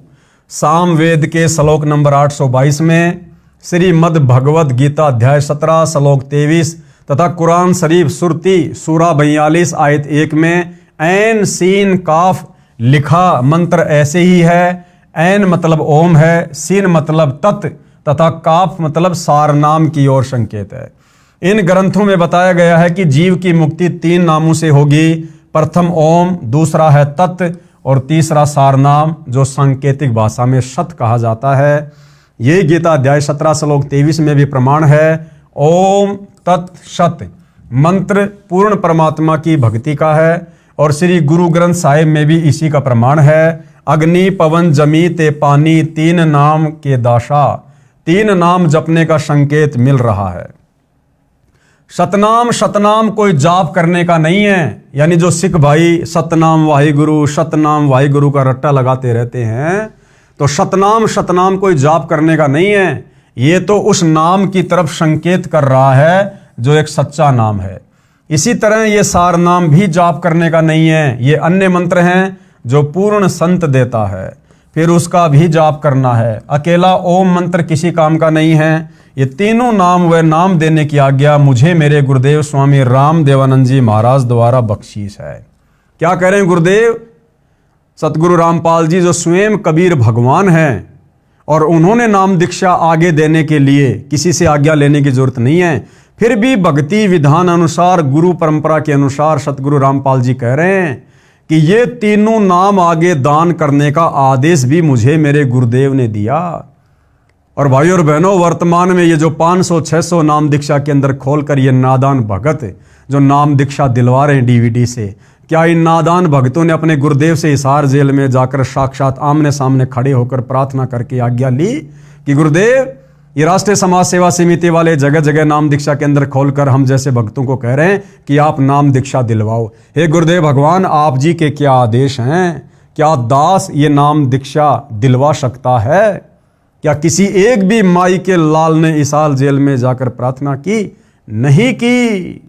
भेड़ चाल में, देखा देखी में, जैसा गुरु का परिवार कह रहा है, जैसा राष्ट्रीय समाज सेवा समिति वाले आदेश दे रहे हैं, ये इन आदेशों को गुरु का आदेश मानकर फॉलो कर रहे हैं, जो भक्ति विधान के विपरीत है, विरुद्ध है।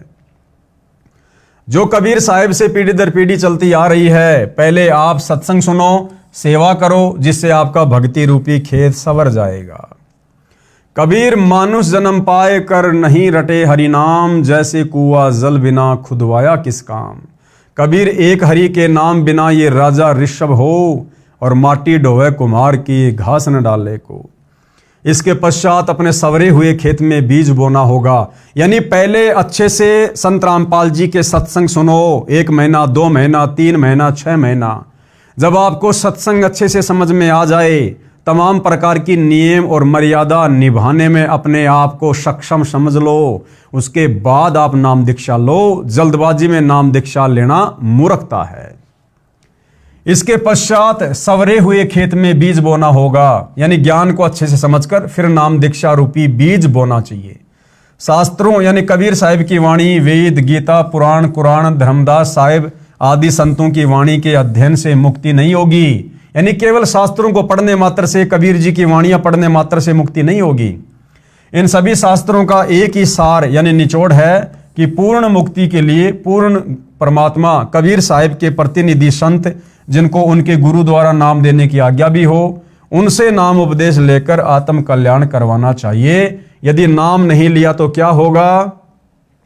नाम बिना सूना नगर, सूना नगर यानी ये शरीर सोना रहेगा। पड़या सकल में भोर, लूट ने लूटी बंदगी, हो गए हंसा भोर। अदली आरती अदल अजूनी, नाम बिना है काया सूनी। झूठी काया खाल लुहारा, इंगला पिंगला सुषमन द्वारा। कृतग्नि भूले नर लोई, जागट निश्चय नाम न होई। सो नर कीट पतंग भुजंगा, 84 में धर है अंगा। अब नाम दीक्षा भी भाइयों और बहनों अधिकारी गुरु से ही लेनी होगी। अनधिकारी से लेने से बात नहीं बनेगी। जिस प्रकार जगह जगह नाम दीक्षा के अंदर खोलकर सतगुरु रामपाल जी के नाम की आड़ में सतलोक आश्रम वाले वर्तमान में अपना धार्मिक धंधा चला रहे हैं, तो जब तक सतगुरु रामपाल जी हिसार जेल से बाहर नहीं आ जाते हैं, तब तक हमने उनके सत्संगों को अच्छे से समझना चाहिए। और सत्संगों को सुनना भी सतगुरु रामपाल जी ने बताया एक प्रकार से मंत्र जाप करने का ही फल मिलता है, यानी सुमरण के जितना ही फल मिलता है। यदि बीज नहीं बीजा तो आत्मा रूपी खेत की गुड़ाई अर्थात तैयारी करना व्यर्थ हुआ।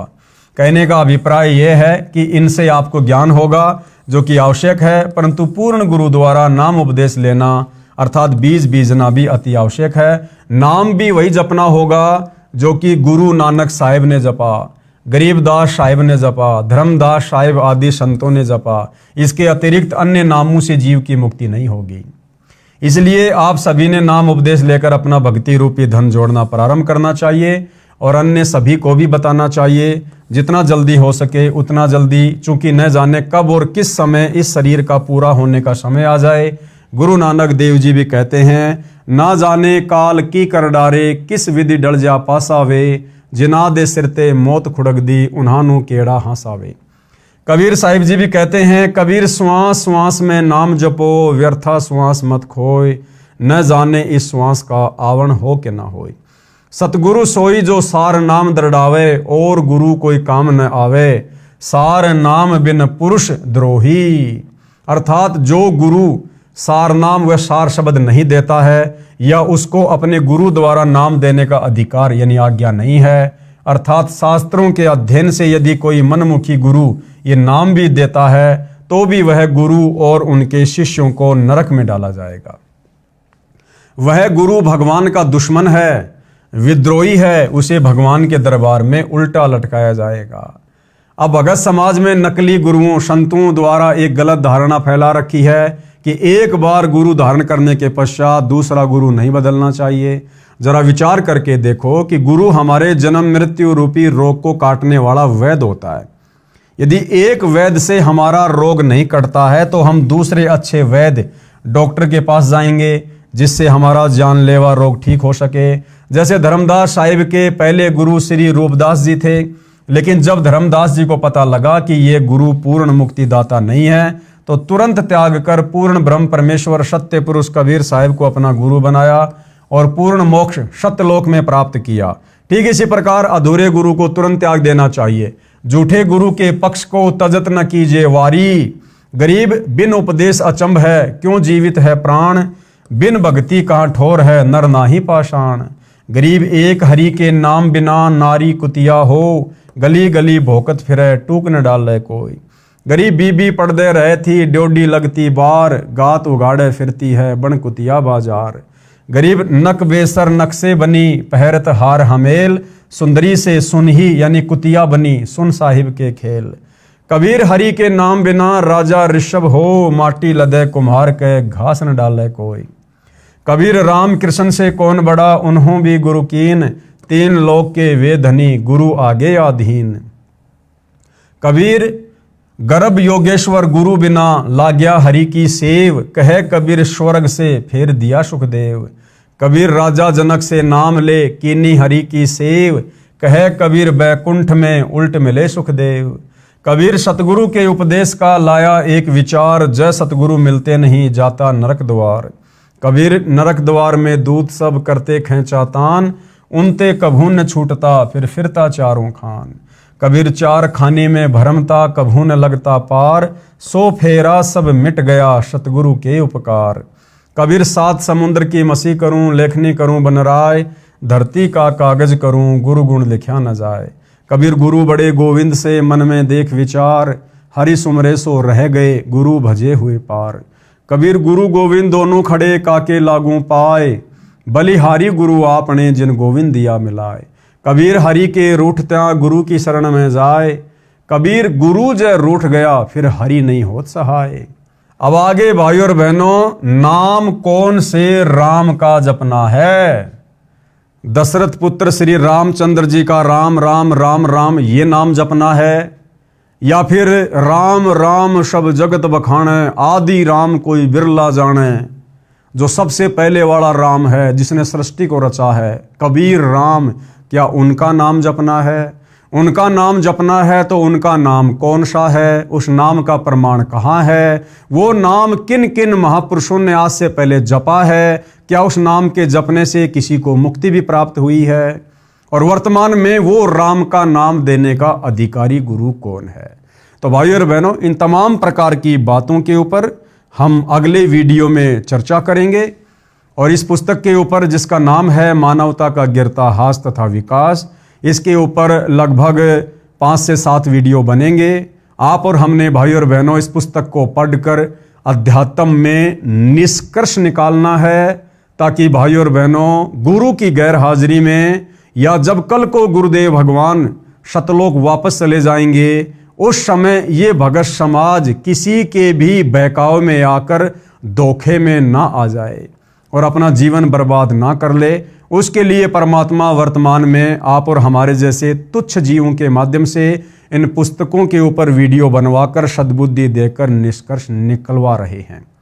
तो वर्तमान में आप और हम भगत भाई बहनों ने भी हिसार जेल में बैठे हुए परम पूज्य गुरुदेव भगवान की गैर हाजिरी में हर प्रकार से सोच समझ कर विचार करके आप और हमने भक्ति मार्ग पर फूक फूक के कदम आगे रखना है और अपने अन्य भगत भाई बहनों को भी ये जानकारी उपलब्ध हो, उसके लिए इन वीडियो को हमने ज़्यादा से ज़्यादा आगे भी फैलाना है। तो भाई और बहनों, आज के वीडियो में केवल इतना ही। फिर परमेश्वर दया करेंगे, सेवा में आप सबके समक्ष हाजिर होंगे, उपस्थित होंगे। तब तक गुरुदेव भगवान हम सबको आज्ञा दे, आशीर्वाद दे, हमारा मार्गदर्शन करे। बंदी छोड़ सतगुरु रामपाल जी परमेश्वर जी की जय हो।